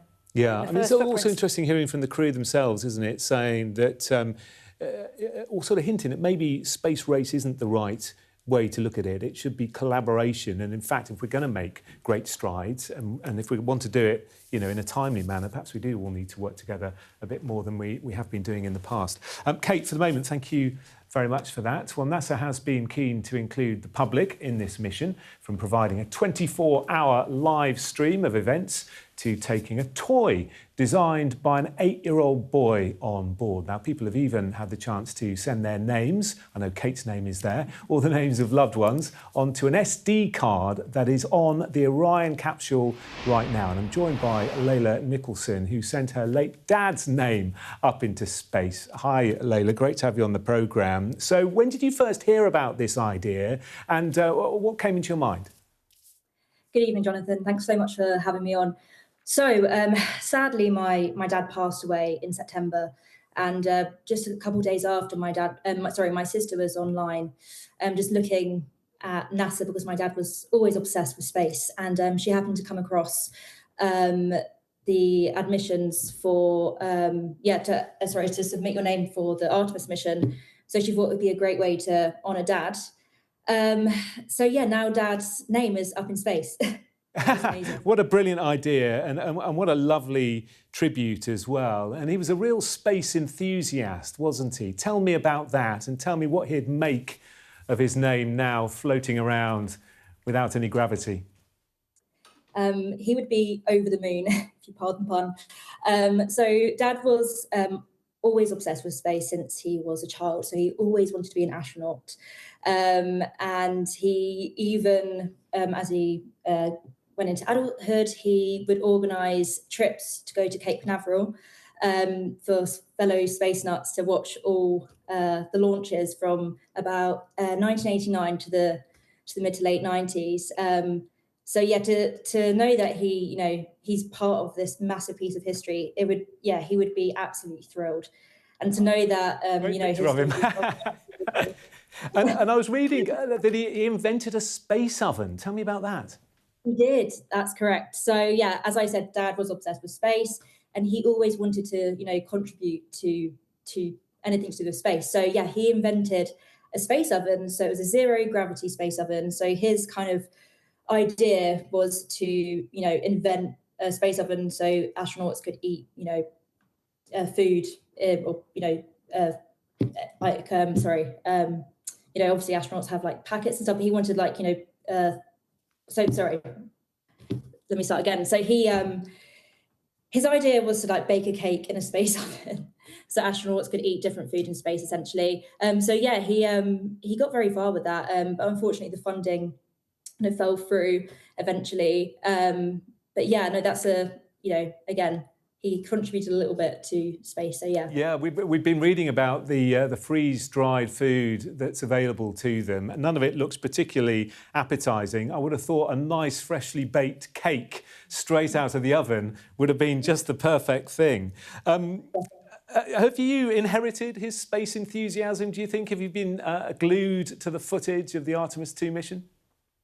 I have. Honestly, it's made me incredibly emotional as well, because I know how much space meant to Dad. And also my nephew as well, Cody. He lives in the US with my sister. And yeah, he thinks that Grandad John is in space. So I think, yeah, it's been a massive moment for the family. It's every time we think of space, and any time we see a story about space or look up to the stars, we think of Dad. So yeah, it's a great moment for us. Yeah, and he obviously thought that space exploration was something that was very necessary, and that we needed to keep exploring and extending our horizons. I think he said that he thought space was magical. I mean, he'd be delighted that such progress is being made. Definitely. I think, even just looking at this footage today, like, it is so magical. Space feels impossible. It feels like, anything can happen.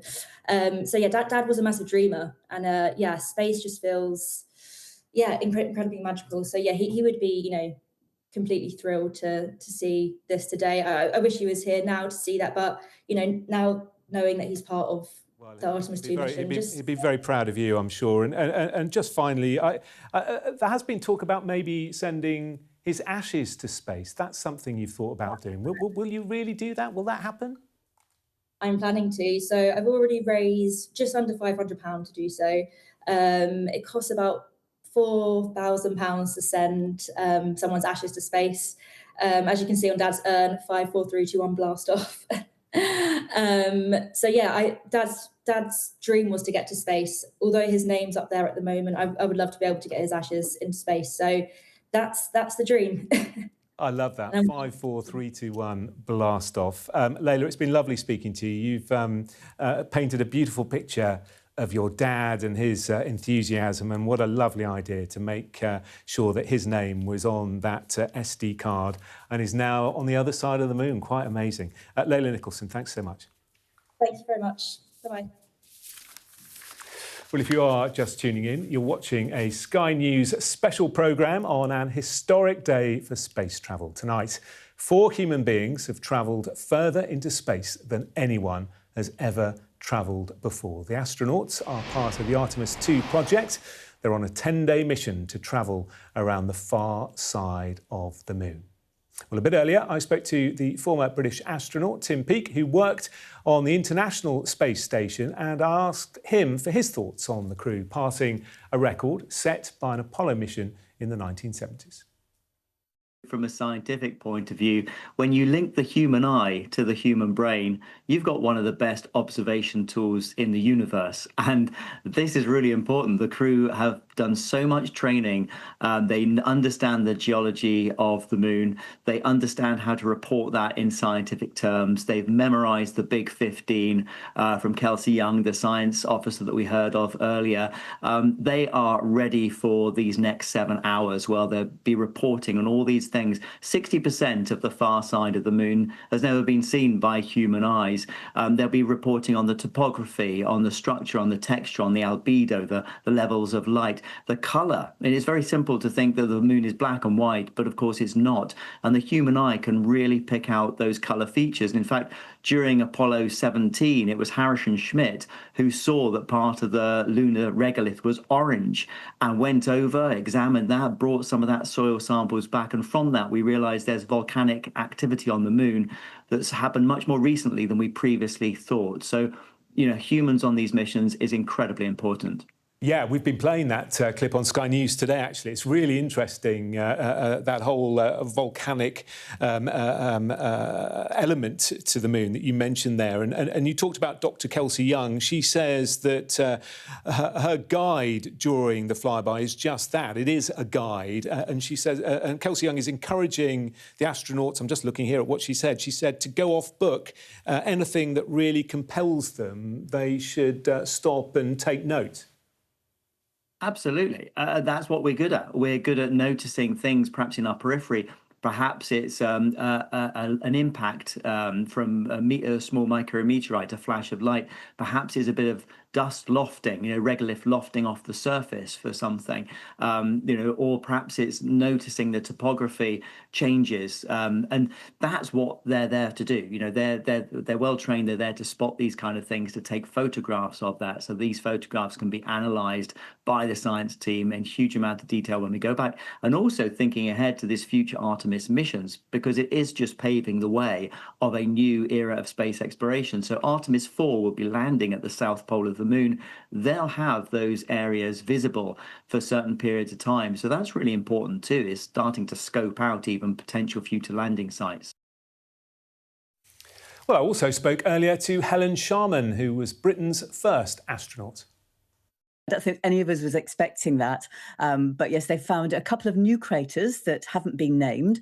One of them right in between a couple of targets that they have got from NASA's lunar scientists.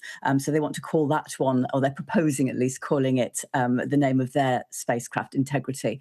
But there's another really bright spot that hasn't got a name, and it's right on the boundary, so between the near and the far side of the moon. So sometimes we can see it from Earth. And they proposed calling that Carol. And Carol's the name of Reed Wiseman's late wife. She died a few years ago of cancer. And that's why the astronauts were so teary, right? So after that, that request was made by Jeremy Hansen, the Canadian astronaut. Of course, yeah, there was hugs all round, and I don't think there was a dry eye in space, and probably not in mission control either. No, not a good idea, crying in space. Those little tears will be floating around forever, won't they? They sort of stick to your skin.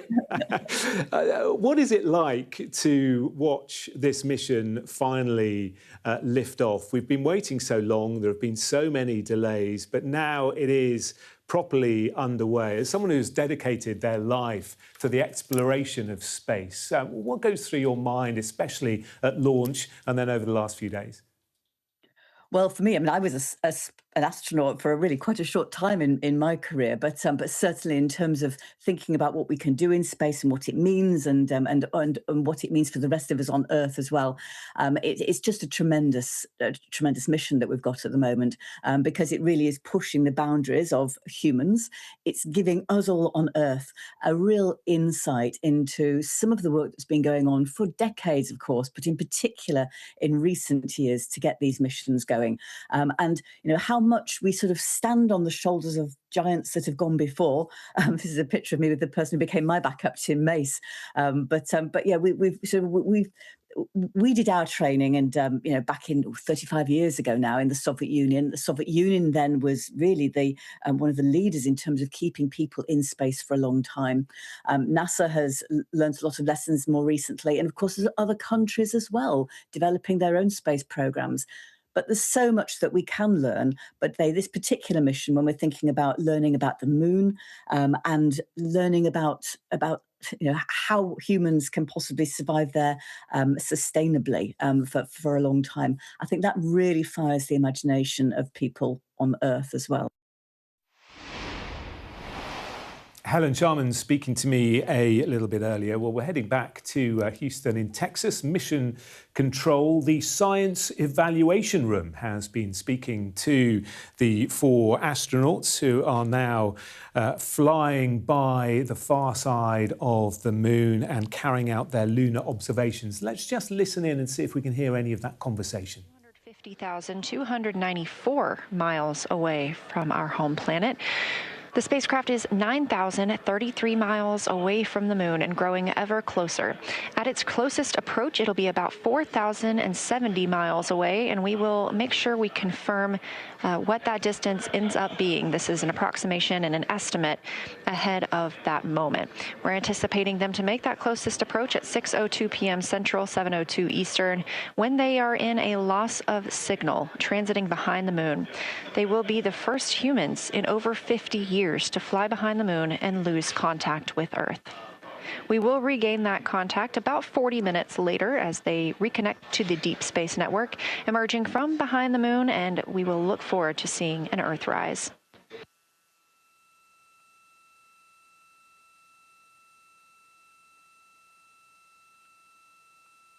Again, the crew is currently in their position swap portion on their timeline.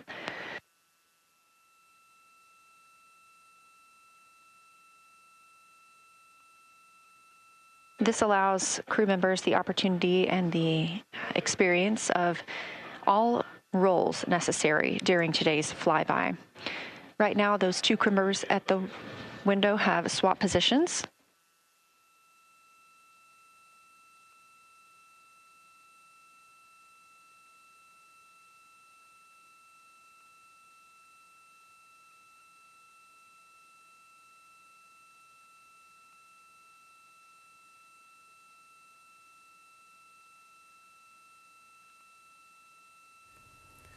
Very quiet in space, isn't it?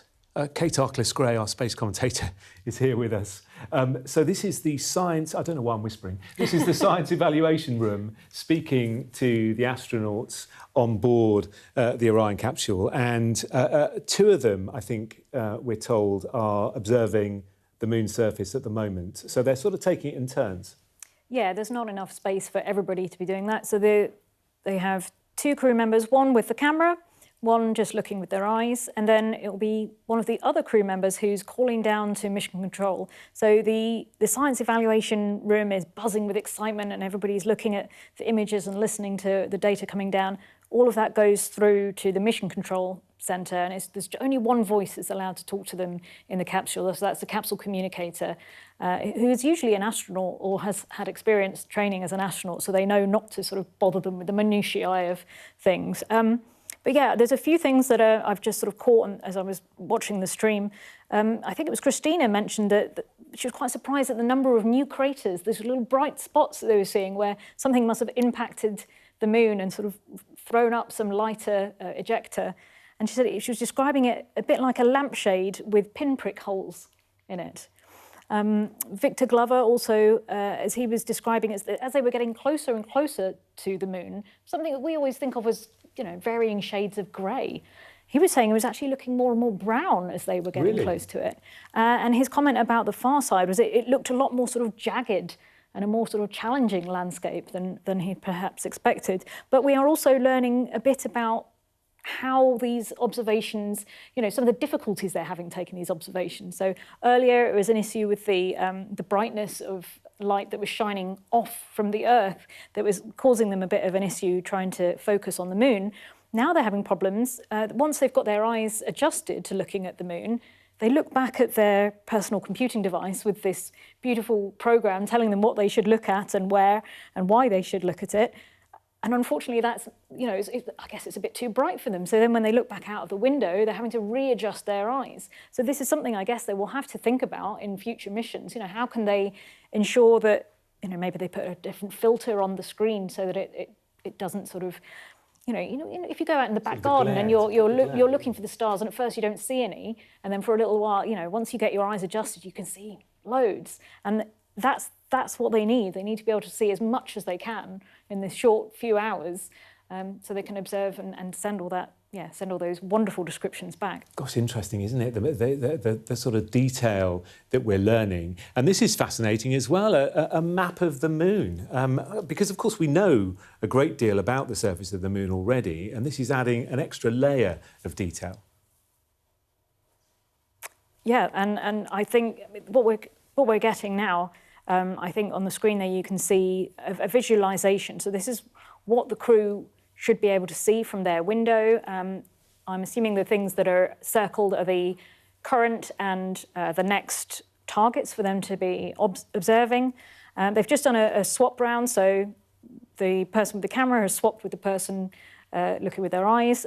In about another half an hour, they'll do a swap, so the pair who've done the observing have a break from that, because they want to make sure, I mean, this is one of the things the team, they're so excited, please look at all of the things.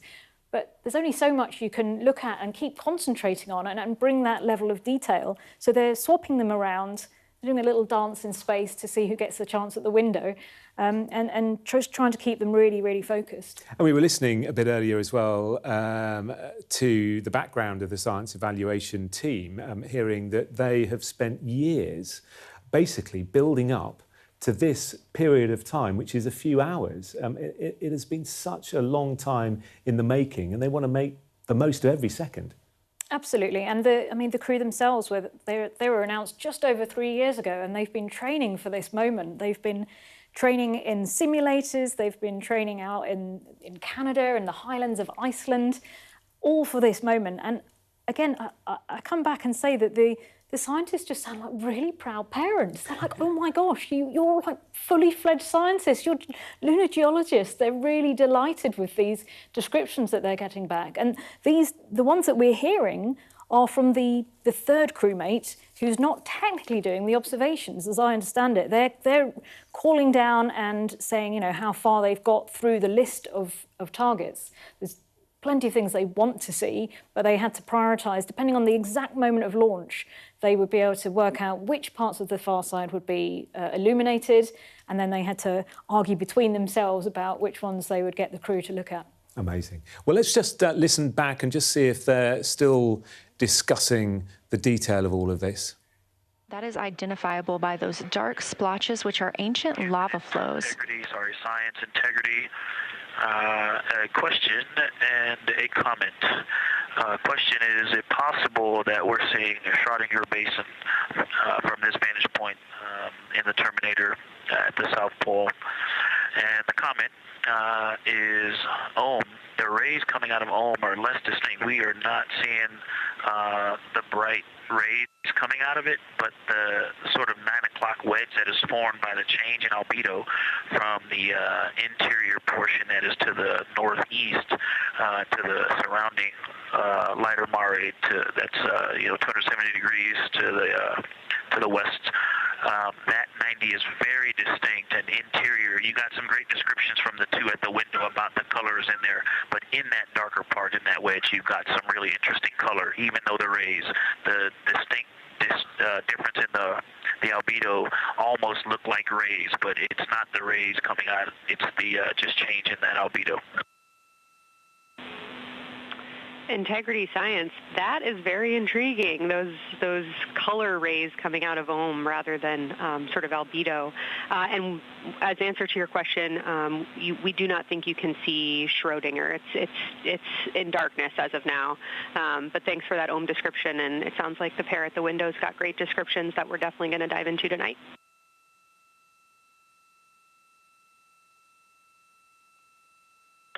Okay. If you could help me, I would still love to know what it is. There's a very nice crater. You're going to likely have a lot of pictures of it. What would be right in the Terminator at the South Pole or close to the South Pole, where it's intersecting the Terminator right now? Yeah, Victor, we're assuming you're talking about, kind of if you're looking at the Terminator, it's basically like 70% down from the North Pole. Is that where you're looking?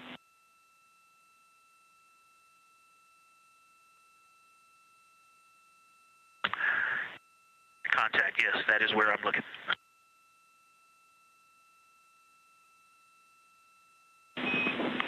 Integrity Houston, that is an enabled caution for wastewater dump required. We have hit our limit. As expected, no crew action.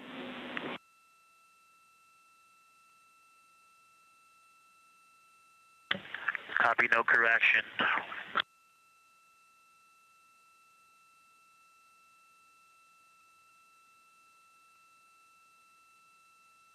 You are. And integrity science, we're trying to figure out what you're looking at there. Is it like right on the Terminator, or is it in the illuminated portion next to the Terminator?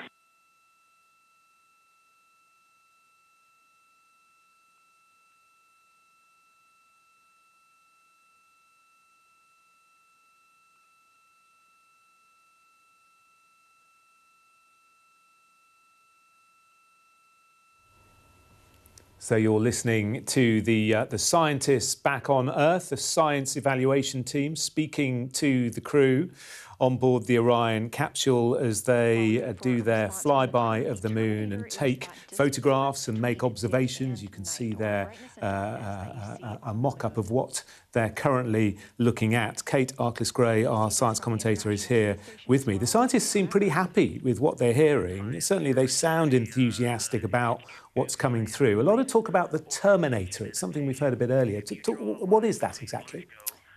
So not a reference to a film. It's actually the line that is there between day and night. So the area of the moon that is lit by sunlight, and then where that changes over into nighttime, into darkness, that line is known as the Terminator. And we're looking at that now, are we, on this screen? So on this screen, this is, I think, a visualization of what the crew should be seeing, or what they're able to see. You can see what's in the visible lunar surface area. There's a conversation going on at the moment about what it is that they're seeing, and the crew thought they might be seeing Schrodinger's basin, but that's not actually within their view at the moment. So the Capcom has called back up, and they're just trying to work out what it is. So the crew said it was a crater that was on the terminator line.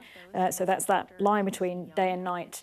And I think the team are trying to find out what it is that they might be looking at, because it sounds like the crew have found something interesting or are interested in it. Amazing. Victor Glover, the mission pilot, speaking at the moment and relaying the information back to Mission Control at Houston. And then there was another moment in there. I know we've become a bit obsessed about the toilet and toilet habits on board this Orion capsule, but it sounds like the loo's full. Is that right? They're doing these important observations and then there's an interruption saying the toilet's blocked.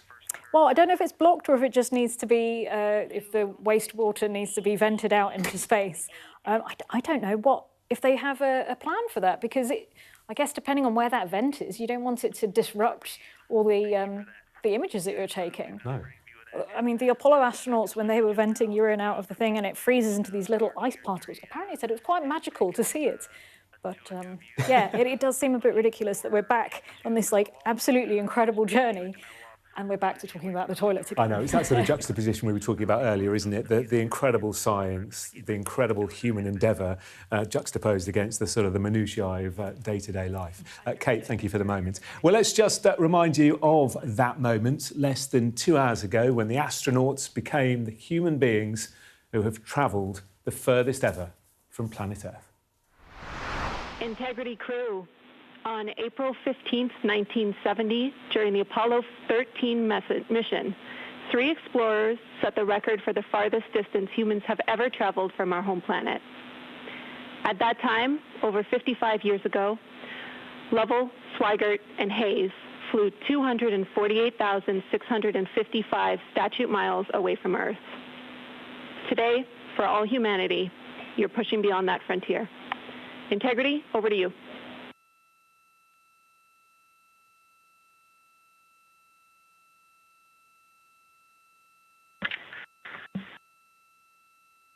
From the cabin of Integrity here, as we surpass the furthest distance humans have ever traveled from planet Earth, we do so in honoring the extraordinary efforts and feats of our predecessors in human space exploration. We will continue our journey even further into space before Mother Earth succeeds in pulling us back to everything that we hold dear. But we, most importantly, choose this moment to challenge this generation and the next to make sure this record is not long-lived. Well, do stay with us on this special moon mission programme. Coming up after the break, we'll have the very latest on this historic day for the astronauts on board the Orion spacecraft as they continue their lunar flyby.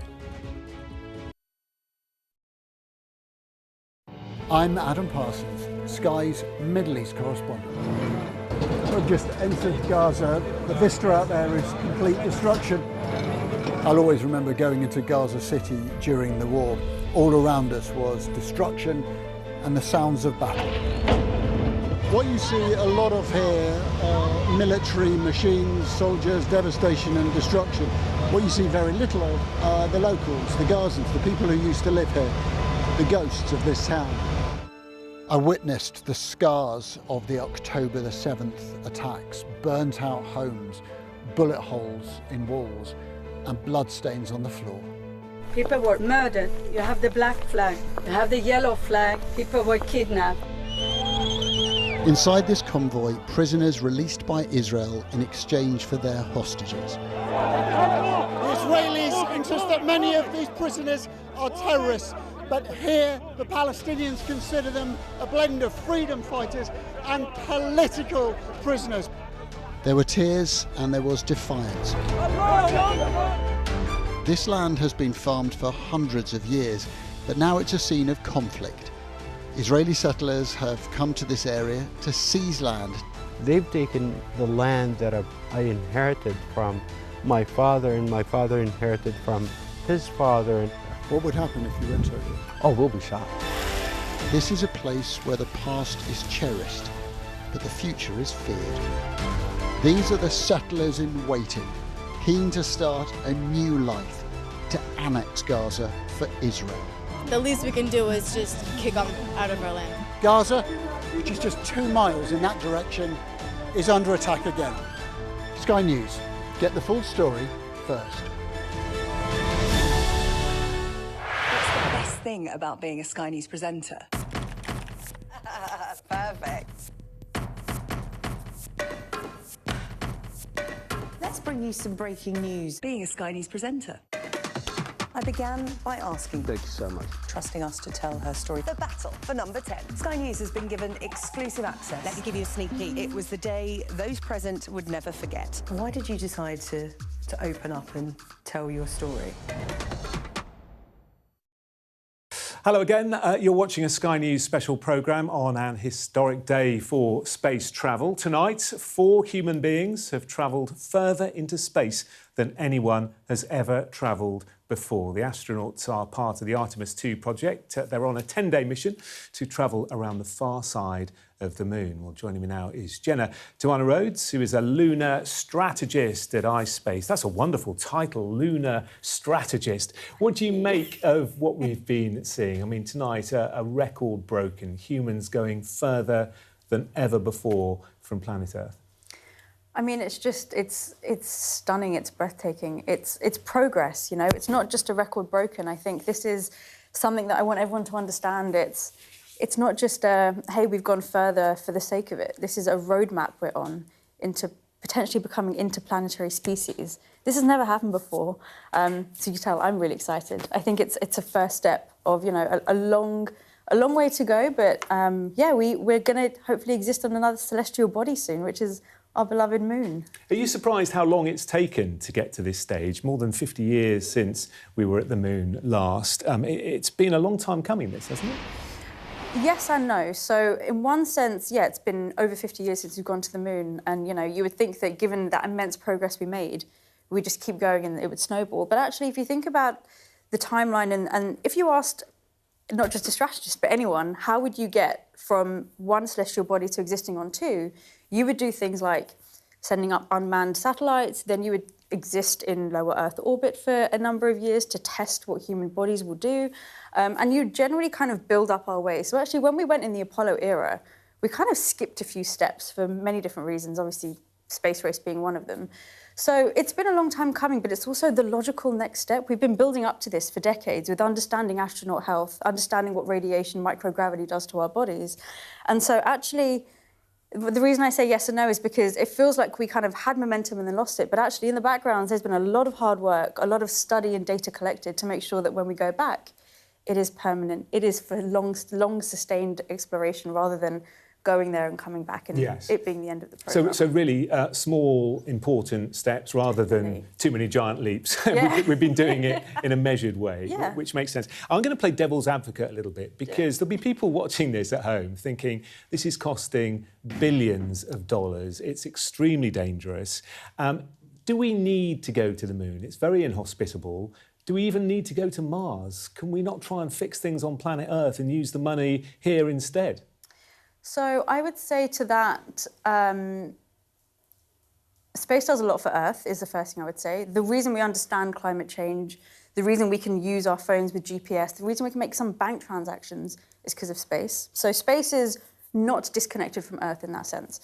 The next thing I would say is that there are so many things we need to fix on Earth, but exploring progress, humanity going out there and satisfying this itch for curiosity and exploration it can't wait until everything is perfect on Earth, right? Some of the most amazing feats of humanity, of climbing the biggest mountains and diving into the deepest oceans, haven't happened because we've waited for everything to be perfect.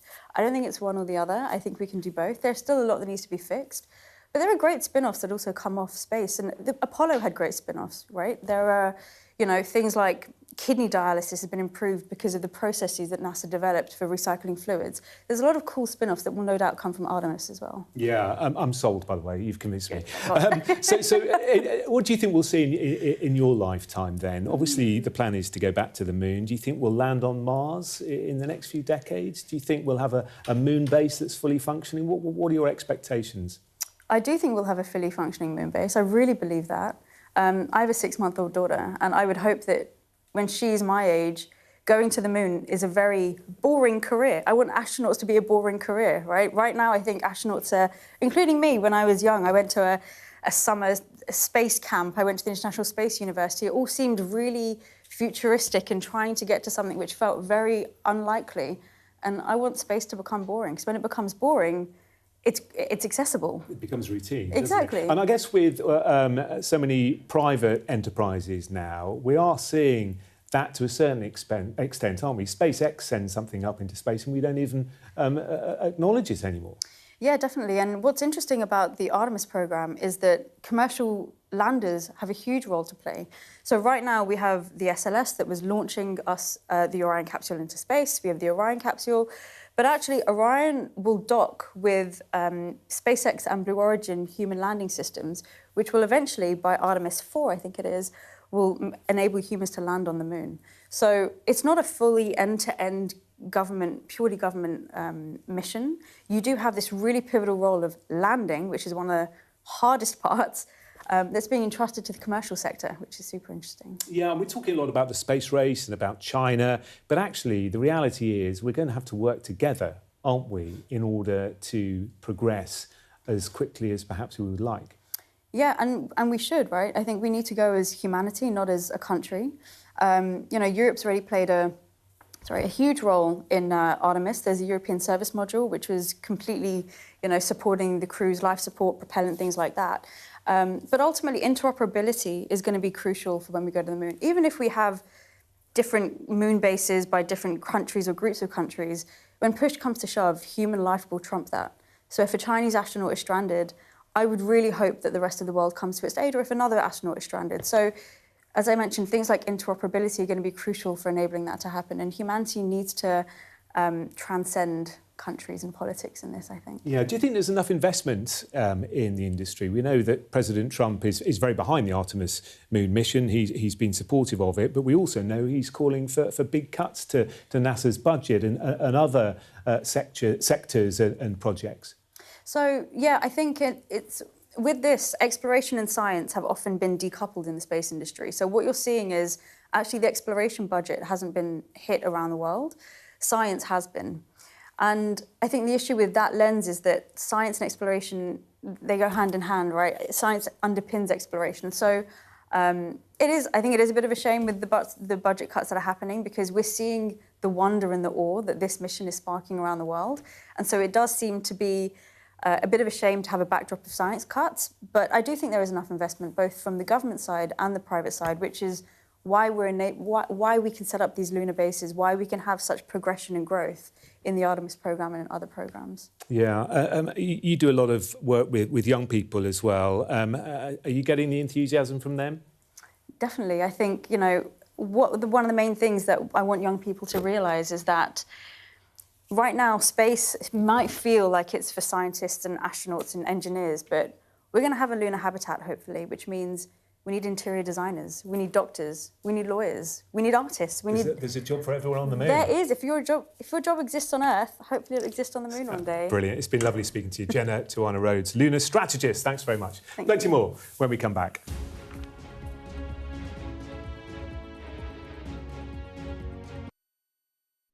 The best thing about being a Sky News journalist? I'm going to take you behind the scenes here for Election Night Live. They have gone up and up. Being a Sky News journalist. Ed Conway, Sky News, is anyone going to talk to us? Mortgage rates did go up very sharply during your time in office. Here it is. First off, just the scale of what we're looking at. Our data shows it's been happening. Question is, why it hasn't been stopped.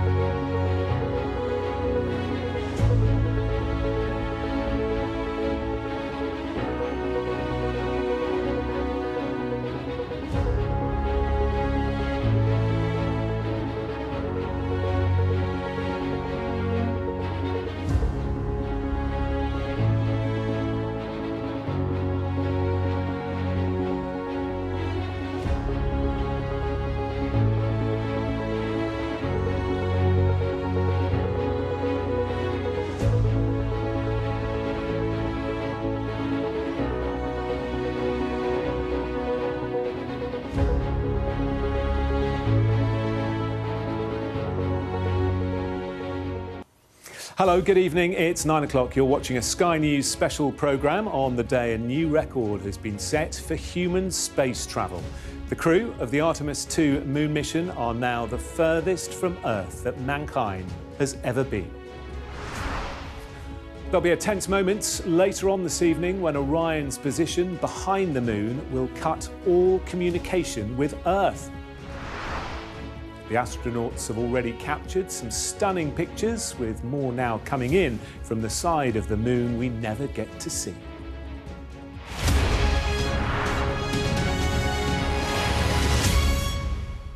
So, the crew of the Artemis II mission are now the furthest mankind has ever been from Earth, breaking the Apollo 13 record, which was set more than 50 years ago. This was that moment just over 2 hours ago. Integrity crew, on April 15th, 1970, during the Apollo 13 mission, 3 explorers set the record for the farthest distance humans have ever traveled from our home planet. At that time, over 55 years ago, Lovell, Swigert, and Hayes flew 248,655 statute miles away from Earth. Today, for all humanity, you're pushing beyond that frontier. Integrity, over to you.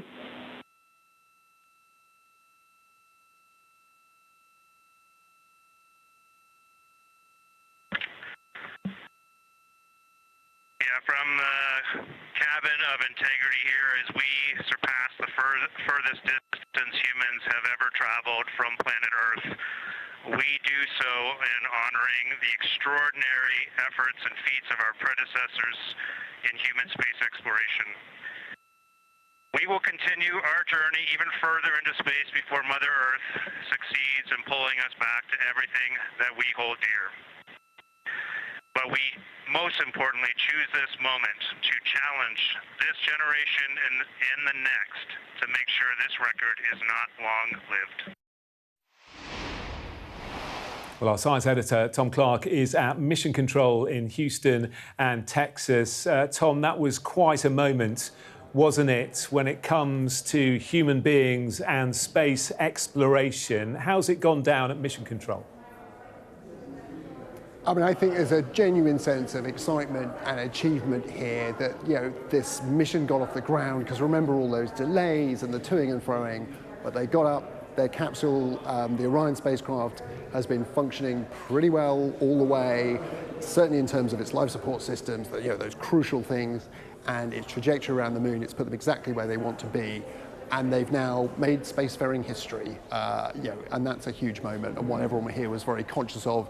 There was a clock counting down to that moment, and as you say, coming up in about 3 hours from now, these humans who are the furthest that humans have ever been from Earth are about to get a little bit more alone when they lose communication with Earth for around 40-45 minutes as they go behind the moon, reaching their furthest point. I think it's important to say that they've broken that record, but they're actually going to go a bit further as they continue to gather all that important data, take those photographs of the moon, record their observations, pop out the other side, and start coming all the way back. And it's been a real privilege to be here, you know, at this historic moment at Houston Mission Control, this sort of historic place, the same place that guided those moon missions since the Gemini era. And we were lucky enough this morning, at the moment they woke the astronauts up, to get a look inside Mission Control and see how that whole process is working. So have a watch of this. Well, I can't really believe I'm here. This is the iconic, historic Mission Control in Houston. The room behind me has been controlling the entire mission so far, and it's a pretty exciting day for them. You can see just how big the moon is getting in that picture behind me. And we're just counting down now to the time when they're going to wake up the crew.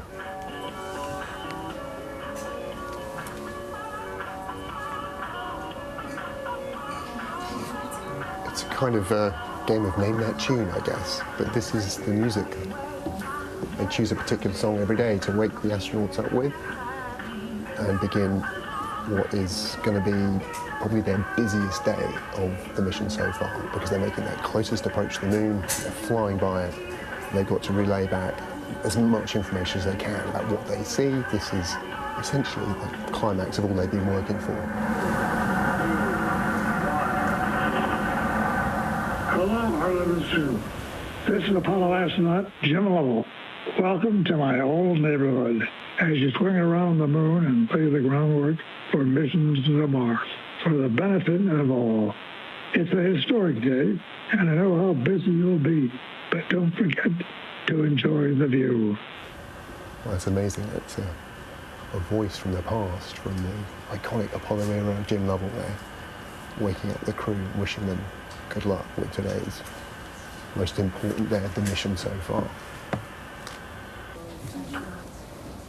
Good morning, Houston. Integrity on 1. We got a question about toilet availability and upline status. Good morning, Reed. For the toilet, we did see your sleep crew note from overnight. So you are go to activate the toilet? That's quite an incredible insight there. You know, the first conversation between Capcom here on Mission Control in Houston and the crew on what is arguably the most important day of their mission so far and the most exciting one. They're going to fly past the moon, exceed the record for the furthest humans have ever travelled. But what they want to know is, can we use the toilet today? I guess it's pretty important. You want to know that that's off your list of things. Everyone does seem a little bit obsessed with the toilet habits on board, don't they? You look like you're having the time of your life, Tom, in there. But what's the atmosphere like? Is it very tense? Do you know what? That's not something I picked up on. I don't get a sense there's tension. This is something, I assume this is because this is something that has been rehearsed, practiced, and everybody's very busy just doing the things they need to do. You know, here on Earth in Mission Control, everyone has their specific task, the list of things they've got to get through in the day. And the sense, you know, certainly you've seen it for yourself on that live feed. I think those astronauts are just very happy and excited to be where they are. And certainly be, you know, even amongst the very privileged few that ever get to go into space, they're now ranking amongst some of the most well-known of them for setting this new distance record. They've got more yet to come. I think moments of tension do lie ahead, however. We've got that blackout. Obviously, that's being controlled by orbital dynamics. Nothing can really go wrong in that process, but it'll be a tense time given they've been in constant contact with their astronauts for the 6 days of this mission so far. And then the next biggest moment of jeopardy, assuming all goes well on their 3-day journey back to Earth, will be when they re-enter the atmosphere. That will put in all the stresses on the vehicle that they're traveling in. That'll be a really testing moment in terms of the engineering here.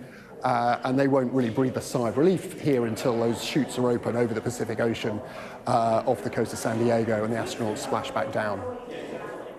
Not Major Tom at Ground Control, but rather our science editor, Tom Clark at Mission Control. Thank you very much.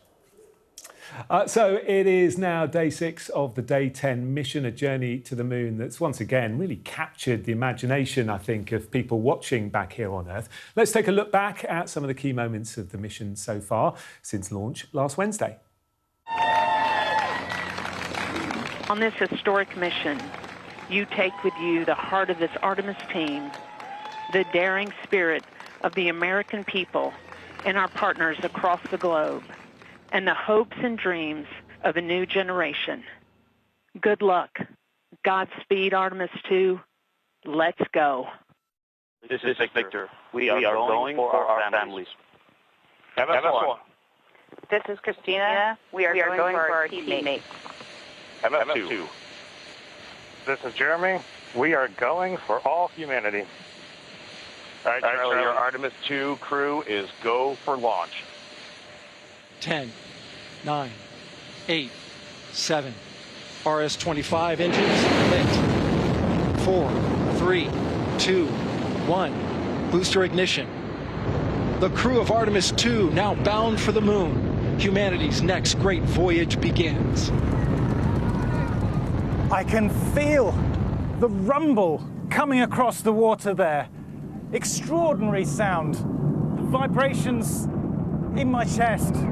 Integrity, 3 miles in altitude, traveling more than 1,200 miles per hour.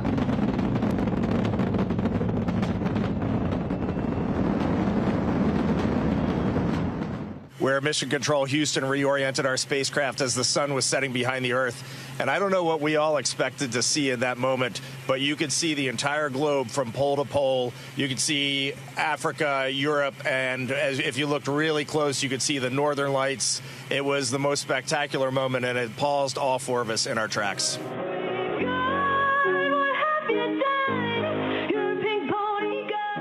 We were all eagerly awaiting the chorus. We'll try again next time. Good morning. I just kept saying to them yesterday, like, I really like it up here. I wish I could have got here sooner. When you fly in space, you change from silver to gold. And so we figured today was a perfect day to honor our friend, Canadian astronaut Jeremy Hansen, with his flown astropin. You know, I'm not one for hyperbole, but it's the only thing I could come up with. Just seeing Tycho, there's mountains to the north. You can see Copernicus, Rainier Gamma. It's just everything from the training, but in 3 dimension and absolutely unbelievable. This is incredible. This is Apollo 16 astronaut Charlie Duke. John Young and I landed on the moon in 1972 in the lunar module we named Orion. I'm glad to see a different kind of Orion helping return humans to the moon. Thanks to you and the whole team on the ground for building on our Apollo legacy.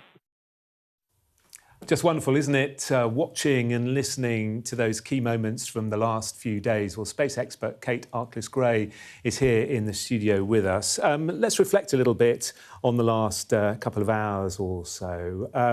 Just bring us up to speed as to what we've witnessed and where we are now.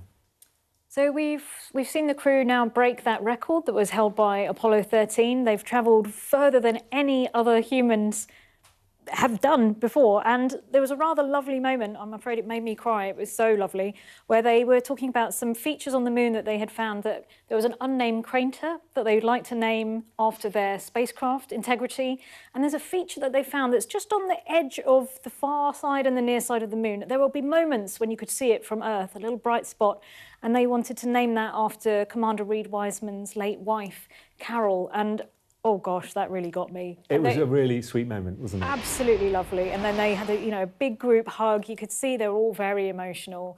You know, Jeremy Hansen, who was giving those few words, his voice was catching.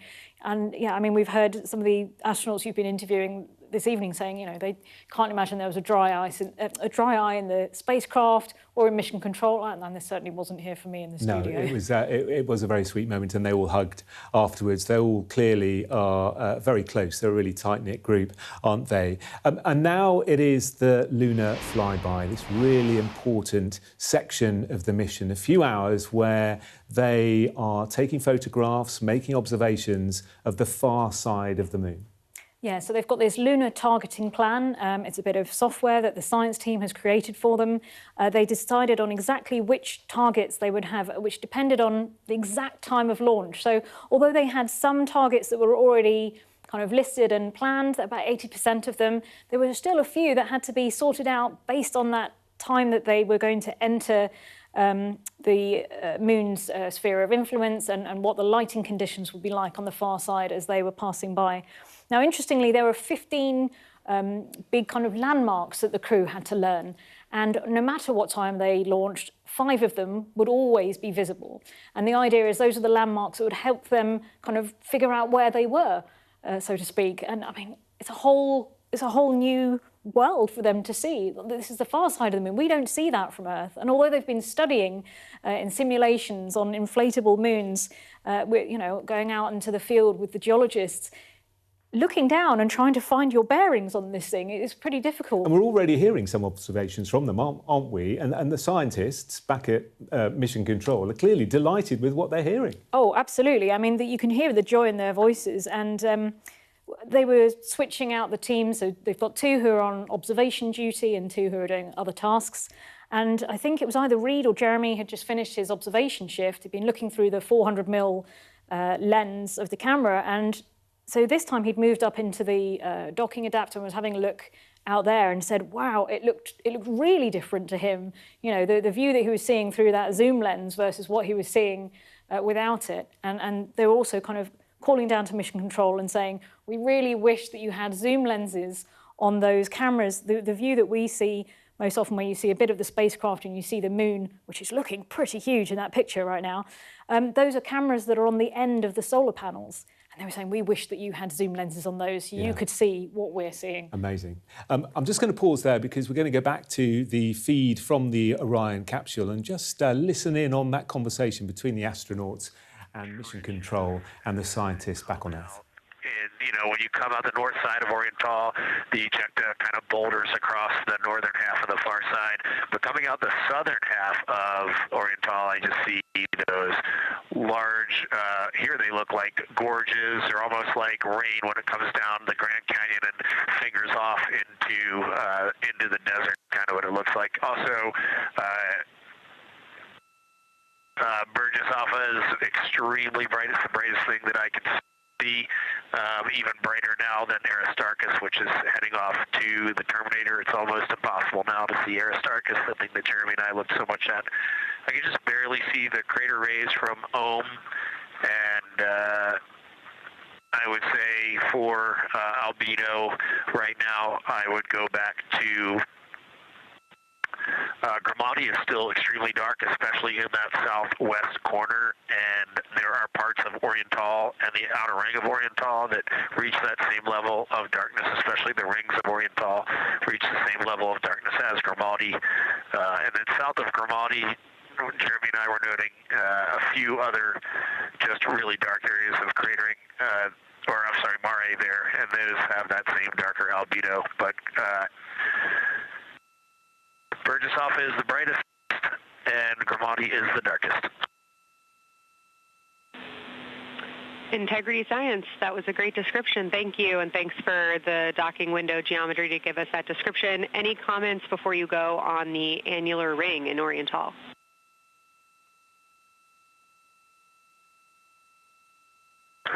The annular ring, which I think everybody kind of describes as like a pair of lips or a kiss on the far side of the moon from here, is very circular in nature. The northern part of it is wider, darker. The southern part is much lighter. It is very neat looking, and but it is far more circular than I remember it looking in our training. The darkness of the northern side of the annular ring is the same darkness from here out this docking hatch window as the center mare in Oriental. Not quite as dark as Grimati, but it is probably only because dust and lunar regolith has kind of impacted over time. Reed, that's exactly what we were looking for. Thanks so much. You have heart hands coming out of the SIR.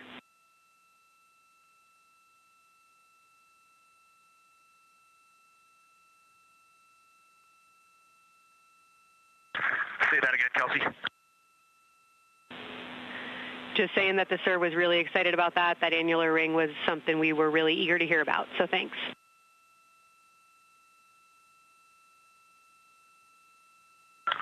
Yep, you bet. And now Victor and Christina are moving on to Oriental. I got them situated over there a little bit late.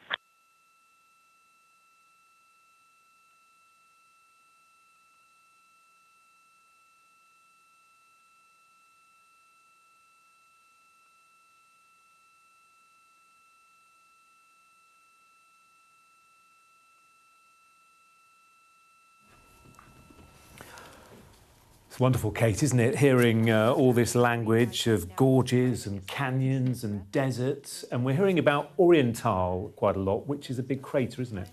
Yeah, it's a really big basin that they've been very interested in. And I just like the fact the capsule communicator, who was one of the backup astronauts for this mission, it's Jenny Gibbons from the Canadian Space Agency, reporting that the science evaluation room team were giving heart hands to the crew. They were so happy that they were getting all these observations that they're sending back. So yeah, I think it was Jeremy Hansen was just talking about the southern half of Oriental. Looks like there's some gorges in that. He was comparing it a bit to the, the Grand Canyon where water has run through and you've got these gorges. They were talking about the crater rays in Ohm, and that Grimaldi is very, very dark. There's one word that you might have heard a few times. They talk about albedo, and that's to do with reflectivity. So the areas that are much darker are not reflecting so much light, and then those that have a high albedo are reflecting a lot more of the light back to you. So they almost have to be geologists as well as everything else, don't they, these guys? Absolutely, and they have spent years being trained by the geologists, first in the classroom, then out in the field, then in the simulators. You know, they've all been working incredibly hard on that, practicing, you know, all of the photography, learning the topology of the moon, trying to work out where different things are and being able to recognize where they are and what it is that they're looking at.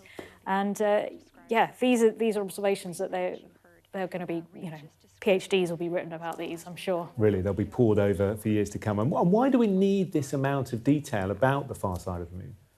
I mean, you do science to explore, and you explore to do science. So I think it's just part of our human nature, isn't it? We want to learn about everything we can in the solar system. And the moon itself is I keep hearing them talking about it as a good evidence plate, I think is the term they keep using, to say that basically the moon and the Earth are kind of locked together. They're made out of the same stuff. Earth has evolved with all the plate tectonics and, you know, in the atmosphere we have. But the moon is this evidence plate. You can just try to work out so much about how Earth and the moon were formed by understanding the moon itself. Yeah, amazing stuff. Well, those observations continue, and while they do, let's speak to Matt Cosby, who is the Chief Technology Officer at Goonhilly, a firm that's been tracking the capsule. Great to have you with us. What a momentous, historic night it has been. What do you make of it?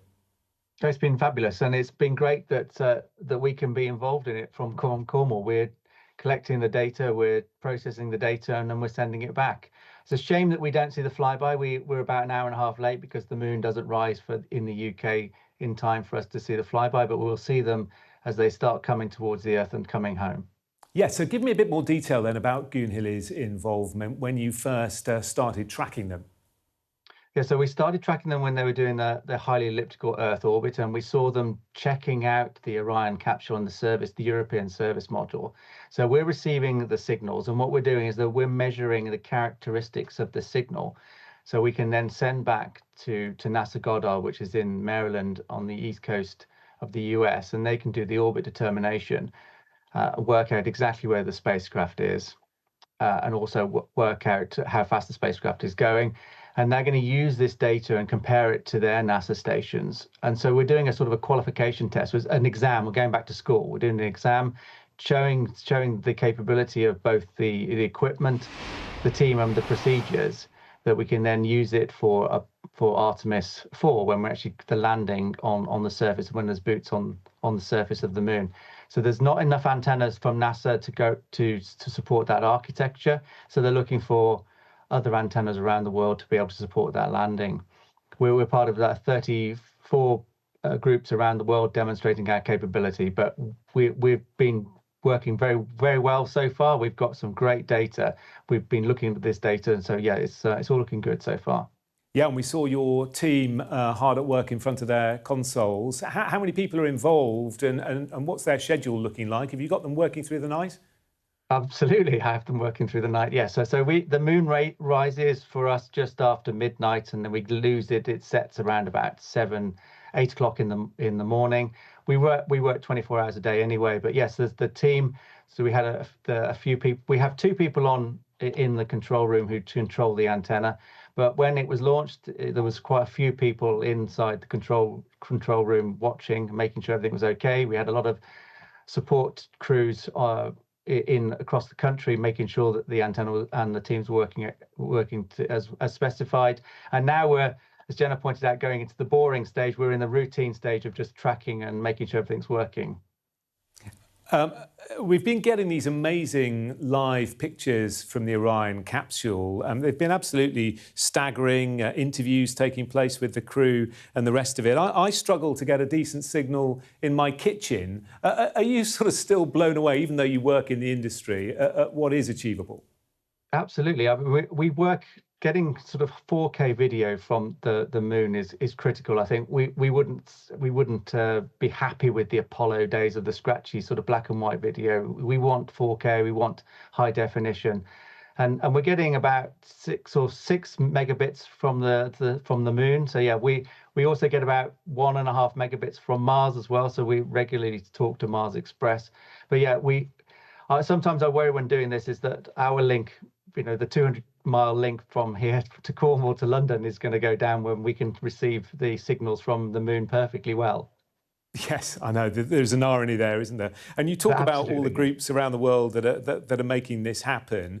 I suppose we focus a lot, don't we, on NASA and on Houston, but actually we should remember that this is a massive effort globally. So many companies, big and small, all playing their own part. Absolutely. And just to remind people that the European service module, the module itself that's carrying the Orion, it's powering the Orion, it's got the life support, it was the one that did the trans-lunar injection, is doing all the thrusting and stuff. That's all being built in European industry. Obviously, we're based in Cornwall on the Lizard Peninsula. There's a few other UK companies, but also this is just a sort of a poster boys and girls in the flight around Orion, just to demonstrate the variety of work that you can do in the space industry within the UK. I mean, we regularly, as I mentioned, support Mars Express. We've seen signals from the surface of Mars, and we've gone all the way out to Jupiter and received data from NASA's spacecraft around Jupiter. So yeah, there's a wide range of jobs that can be done, and one of the reasons why we've sort of upgraded the antenna is to attract local high-tech jobs into the area, into the Lizard Peninsula, keep people from, so Cornish men and women can actually work for us, and they do. So that it's great. It's a great achievement. Yeah, I suppose government enthusiasm, though, over the years has been patchy, hasn't it, when it comes to funding space and satellite projects in the UK. Do you feel that we're on a decent trajectory at the moment, or would you like to see more done? I think we'd like to see more done. I think one of the things that we don't do very well is to advertise that you can do these jobs in the UK, but we're not very good at communicating to the general public that space is used every day. You probably used space about 14 times a day. Well, when you wake up with your weather forecast, you've got your GPS, your Galileo, your phones to navigate and so forth, and even the 5G signals, the timing signals are generated from GPS from satellites. So I think we just need to do better at sort of educating to show people that you can do this job in the UK and around the world. So yeah, every investment from the government is welcome, but I think what we're trying to do in Goonhilly is demonstrate that you can do this commercially. It's gonna take some time to get to that point. I mean, we're part of the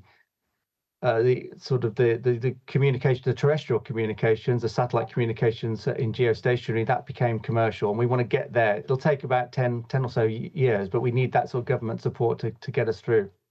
Yeah, it's a really good point you make. The clock is ticking, of course, at 11:47 p.m. tonight, UK time. We're going to lose communication as Orion passes behind the moon for 40 minutes or so. Is that going to be a heart-in-the-mouth moment? Are you going to be nervous? Are you going to be worried? Are you going to be sweaty-palmed? Or are you going to take it all in your stride, Matt? I think we're going to take it all in our stride, but I think the astronauts are going to have a great time. I think they're going to have no communication from the Earth for 40 or so minutes, and they will be, I would imagine, enjoying it looking out the window. But the far side is a great sort of radio quiet area, and so there's lots of discussions about putting radio telescopes there because it's shielding it from the Earth. It will be a really radio quiet area to put up those sort of instruments. So in the future, we will be seeing the far side used for scientific endeavours and stuff. But yeah, I think the most nervous people will be on the ground as opposed to the four in Orion at the moment. Yeah, I think they're going to enjoy those 40 minutes of peace and quiet, aren't they? The solitude. We'll keep up the good work on the beautiful Lizard. Matt Cosby, Chief Technology Officer at Goonhilly. Great to speak to you. Thanks very much. Stay with us on Sky News, this moon mission special. Coming up after a short break, we'll have the very latest on what is a historic day for the astronauts on board the Orion spacecraft as they embark on their lunar flyby.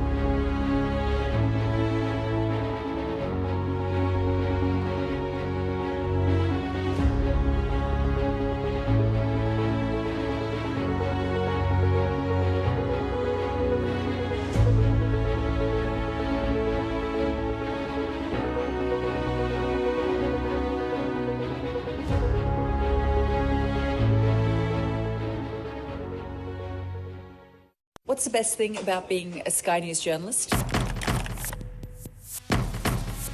Who's funnier?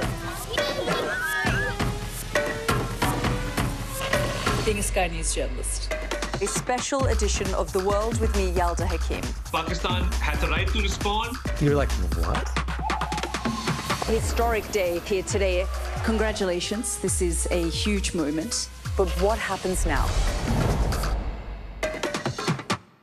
Hello again. If you are just joining us, you're watching a Sky News special programme on what has been an historic night for human space travel. Just before 7 o'clock this evening, 4 astronauts travelling as part of the Artemis II mission to the moon became the first human beings to travel the furthest ever distance from planet Earth. And that is a live shot from their capsule looking towards the moon. That moon now filling their windows as they have kicked off their lunar flyby, taking in magnificent views of the far side, never witnessed before, while setting that new distance record for humanity. Let's listen in to Mission Control in Houston as they discuss those observations with the 4 astronauts. The crew has been allotted 8 minutes for this crew choice event, and it's also a time for a scheduled sit rep or situation report. So we expect to hear them calling down what they are seeing soon.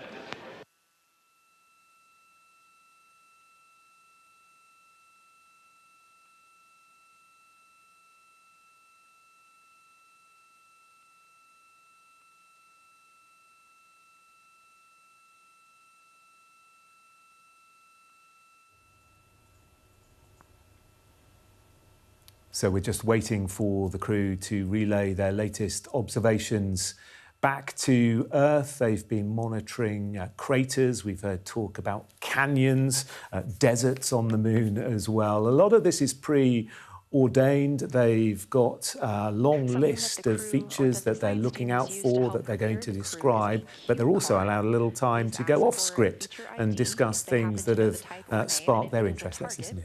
Of course, in this situation, when they have a crew choice, they do not need to, it may or may not be a target. They want to know the location and the observation style. They've also asked for the geometry of what's being captured, the size, shape, boundary, and preservation, as well as the color and shadow. So the color tone, the albedo, that reflection or brightness, and any shadows or illumination. Next, they're interested in structure and texture. That includes slopes, structures, and textures, of course, and geologic relations, like association to other features, any contact to those features, and of course, their thoughts, impressions, or interpretations. They are interested even in emotions and excitement that the crew may be having.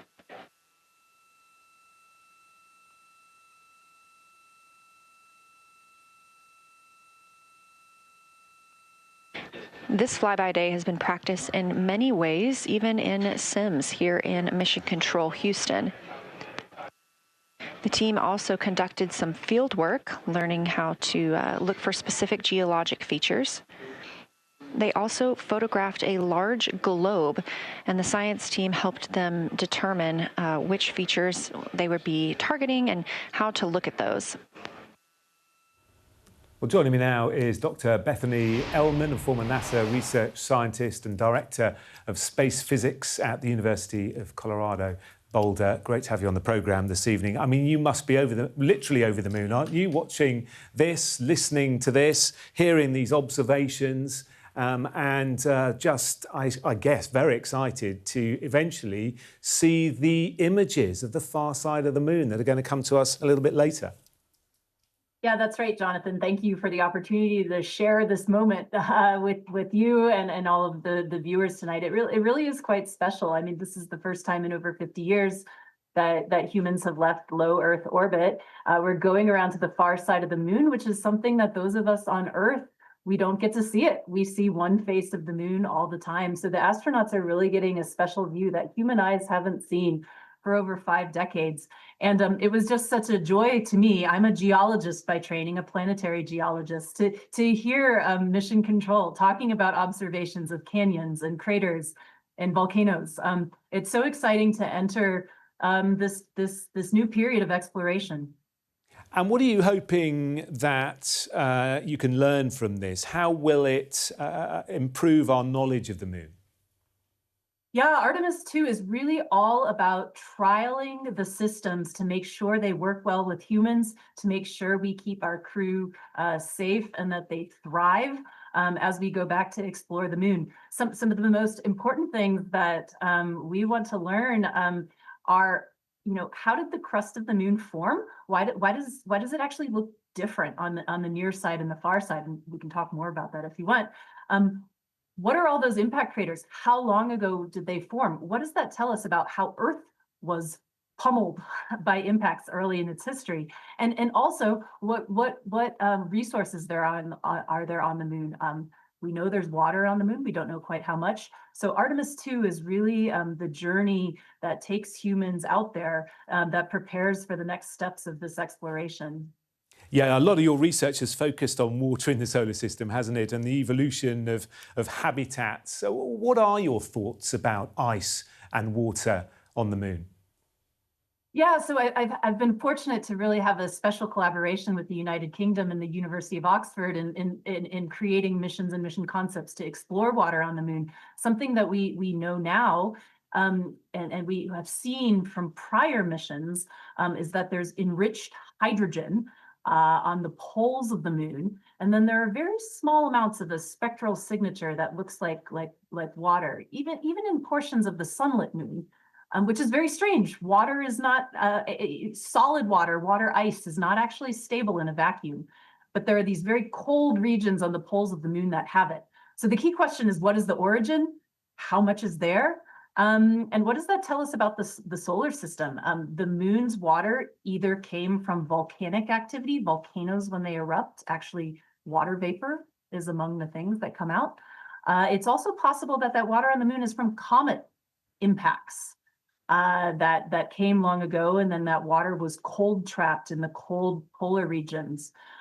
We don't know the answer yet. We don't know what that tells us about delivery of water from elsewhere in the solar system to the Earth-Moon system. But that's one of the reasons it's exciting to get astronauts and rovers working together on the ground in the next steps of the Artemis program to have a chance to take a crack at some of these mysteries.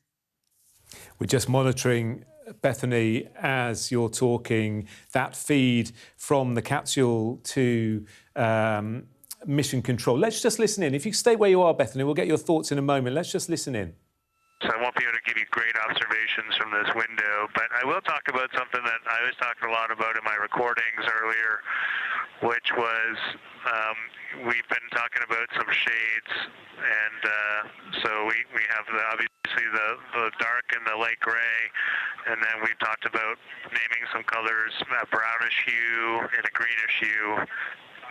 And I'll tell you, right now, Aristarchus, the plateau is hard for me to see from this window, but that had greenish hues to me and was very unique. I didn't see anything like that anywhere else on this side of the moon. And then I see a lot of these, what I would call brownish hue areas. There's a number of them. And they, for example, in the northwest corner of the highlands, to me, it looks like the brownish hue is caused by ray or ejected material landing on the highlands, and then we obviously see the ray areas as a lighter albedo, but in between the rays where the deposit would be thinnest, that is what it looks like is causing the brown to me. So I saw that in the northwest side of Aristarchus, or sorry, that dark area of the highlands. Northwest side of the highlands. I saw it in the highlands to the east of Glushko. And then I see those same brownish hues west of Oriental. And I drew a contact there on one note, but that's a huge region, kind of like a piece of pie with the point of the pie pointing at Oriental and then going up towards the northern side of Hertzsprung. And that is an area that just looks like that brownish albedo. That was Back. fantastic, Jeremy. Dr. Bethany Ellman, former NASA research scientist and director of space physics at the University of Colorado, Boulder. I mean, this is amazing, isn't it, Bethany? Moon observations happening right now, live in space, back to Earth. I mean, you must be delighted with this, aren't you? Well, what did we just learn there? It makes me so excited for human eyes to be seeing and describing these beautiful landforms on the moon. So what we were hearing from the crew are about some of the moon's most remarkable features. Orion is a giant ancient impact basin that was mentioned, whereas Aristarchus, that was mentioned a couple of times, is one of the moon's freshest craters. And it's kind of on the boundary, like near side, far side boundary. So we can actually see Aristarchus from Earth, but it's a fresh crater. And so what the crew was reporting makes a ton of sense. That if you think about an old surface, maybe even you could think of like a building surface, right? If there's a chip off of that surface, or in this case, there's a impact crater on the moon that then spreads out its rocks. You were hearing the crew describe kind of greenish toned rocks, as, like a different color associated with that ejecta that was coming out. So those are fresh moon rocks that were pulled out by the Aristarchus basin. So they're younger and they're different composition than the rest of it. And the discussion of greenish hue basically refers to the fact that the rocks are made of something different. And it's so wonderful to be hearing, those kind of detailed observations from human eyes. It makes me look forward to what we'll learn from crew on the surface of the moon, making observations. Yeah, I can see the excitement in your face. You can't stop grinning. It's rather wonderful. He was talking cool, there right? About a pizza pie shape as well, wasn't he? Which was rather great. Do you feel that it's taken far too long to get to this stage? More than 50 years since we were last near the moon. Would you like to have seen more progress more quickly? We cannot change the past, but we can change the future. And so what's very exciting right now is to be, as a planetary scientist, living in this moment where one of my colleagues likes to say, we're not going back to the moon, we're going forward to the moon. We're coming with so much more knowledge about how the solar system works. We're coming with tools and instruments that are 50 years onward from what was there for Apollo. We're coming with much deeper ability to link humans on Earth to astronauts, to send robots with astronauts to assist them. So I'm really excited about the era of exploration that's to come.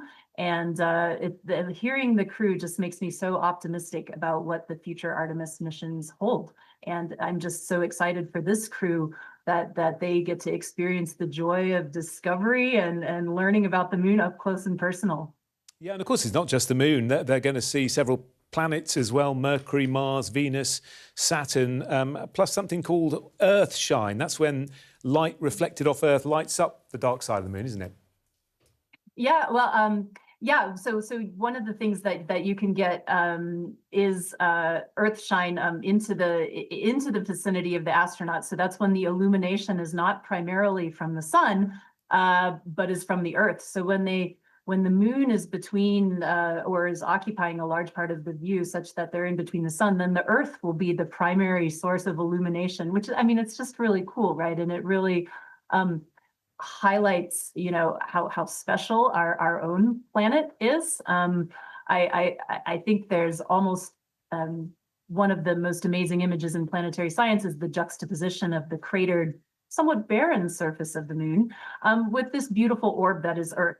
Right, shining with its blue oceans, green vegetated land, clouds. Right, it's pretty spectacular to think about in the context of how special our planet is in the solar system. Yeah, really well said. Well, we will let you go. I'm sure you're keen to carry on listening to that feed as the observations continue from the Orion capsule. Dr. Bethany Ellman, thank you very much. Well, NASA has been keen to include the public in this mission, from providing the 24-hour live stream of events to taking a toy designed by an 8-year-old boy on board. People have even had the chance to send their names or the names of loved ones on an SD card that is currently on the Orion capsule. A bit earlier, I spoke to Layla Nicholson. She has done just that to honour her late dad's love of space.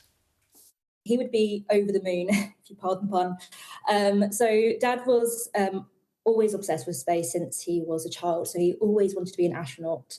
And he even, as he went into adulthood, he would organise trips to go to Cape Canaveral for fellow space nuts to watch all the launches from about 1989 to the mid to late 90s. So yeah, to know that he's part of this massive piece of history, he would be absolutely thrilled, and to know that and I was reading that he invented a space oven. Tell me about that.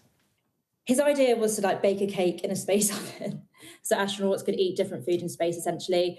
So yeah, he got very far with that, but unfortunately the funding kind of fell through eventually. But yeah, no, that's again, he contributed a little bit to space. So yeah. Yeah, we've been reading about the freeze-dried food that's available to them. None of it looks particularly appetising. I would have thought a nice freshly baked cake straight out of the oven would have been just the perfect thing. Have you inherited his space enthusiasm, do you think? Have you been glued to the footage of the Artemis II mission?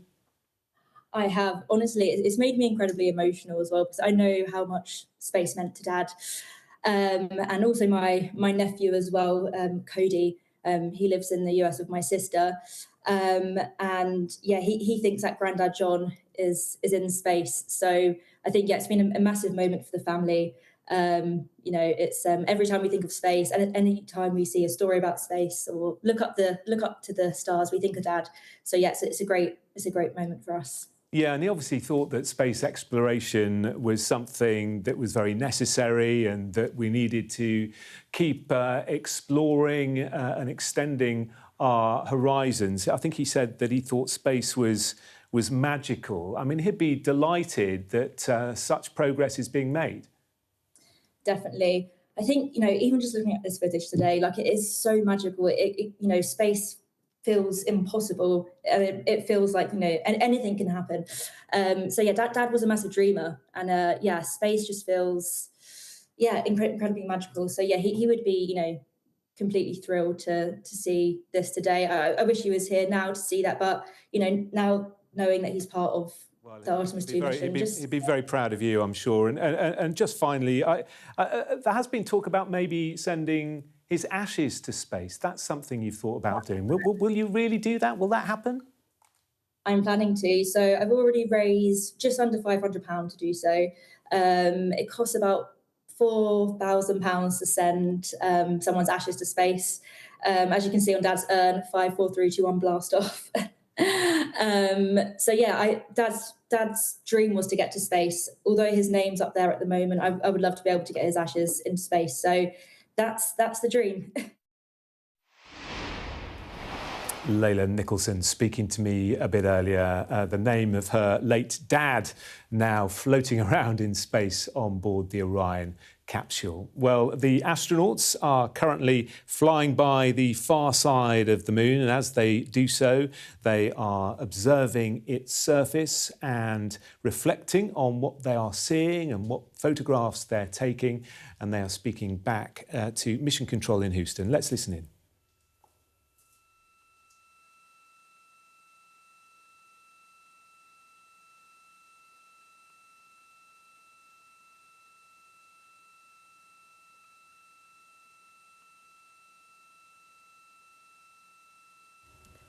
Well, they're just pausing for a moment in those observations, but I've got Kate Arkless-Gray here with me, our space commentator. They've been pretty busy, though, haven't they? We've been dipping in and out, and some of the observations are fantastic, aren't they? And so colourful. Yeah, well, that was one of the things that just surprised me. There was a discussion of some of the colours that they were seeing. So quite a number of brownish areas, brownish hues they were talking about.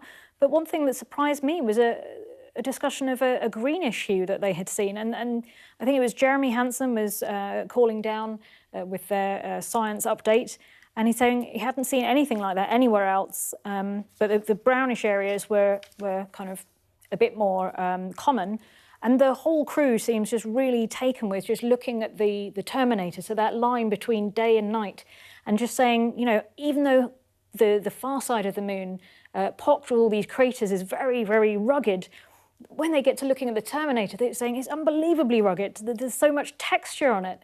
And then you can just sort of hear the interest and excitement in what they're saying. And Mission Control have been calling up and thanking them very much for all of these observations, but asking, could you be even more verbose about some of the things you're seeing? So when they're with the spacecraft traveling around the far side and they're seeing changes in the targets they're looking at, could you explain more about what those changes are? Tell us even more about how you're feeling and the things that you're seeing. It's just really quite surreal to be listening into these live observations of the far side of the moon. I mean, scientists around the world will be captivated, won't they, taking in every word. You can see the scientists back on Earth on your screen now, discussing events with the astronauts on board the capsule at the top of your screen. And then, of course, a couple of hours ago or so, we had that incredible moment, Kate, when the record was broken, previously set by the Apollo 13 crew back in 1970,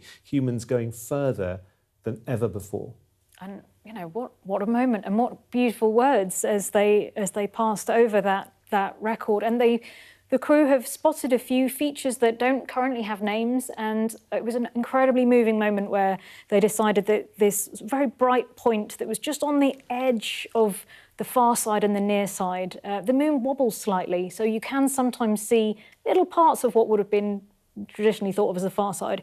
You do see them sometimes from Earth, and one of those points they've named, or they would like to suggest it's named after Commander Reed Wiseman's late wife. Something while I was just off air, I noticed on, I still call it Twitter, a tweet from Reed Wiseman back in 2016. He had dreamt that he was in lunar orbit and was upset when he woke up because it had been such a vivid dream, and he was in a real funk all morning, he said. So I'd love to hear his reaction to that now that he has seen the far side of the moon. He's dreamt about being in space, and now he genuinely is there taking photographs, making observations of the far side of the moon. It really is remarkable, isn't it? And these are observations that will genuinely be very useful as the Artemis mission continues in the future. Absolutely. What they're learning on this mission will, potentially it will give them ideas about where they should land if, for future missions. It will give them ideas about where maybe they want to send a robotic mission or if they want to take a sample. So, I'm imagining they're going to be really excited about this green-hued area. So it was Apollo 17 where they found that orange soil and they managed to bring a sample of that back. I mean, I can't think of a scientist here on Earth that wouldn't want to see, what that sort of slight green hue, what's causing it to be that colour, and, what is it made up of? And in terms of the next step, when do we get astronaut boots back on the moon? Well, that is an interesting question. So if you're listening to the current administrator of NASA, Jared Isaacman, he's kind of updated the Artemis plans. He wants more rockets flying more regularly. He's changed it so Artemis II is no longer going to be the mission that sends astronauts to the surface of the moon, but rather they'll test docking in low Earth orbit with that landing system, or the two that have been suggested. But he wants, hopefully, 2 landings in 2028. We shall see. Kate Arkless-Gray, it's been a pleasure having you with us. Thank you very much indeed. This 6-hour flyby is the highlight of NASA's first return to the moon since the Apollo era, with 3 Americans and 1 Canadian, a step toward landing boot prints near the moon's south pole in the next couple of years or so. And they've broken a record, furthest any human has travelled before.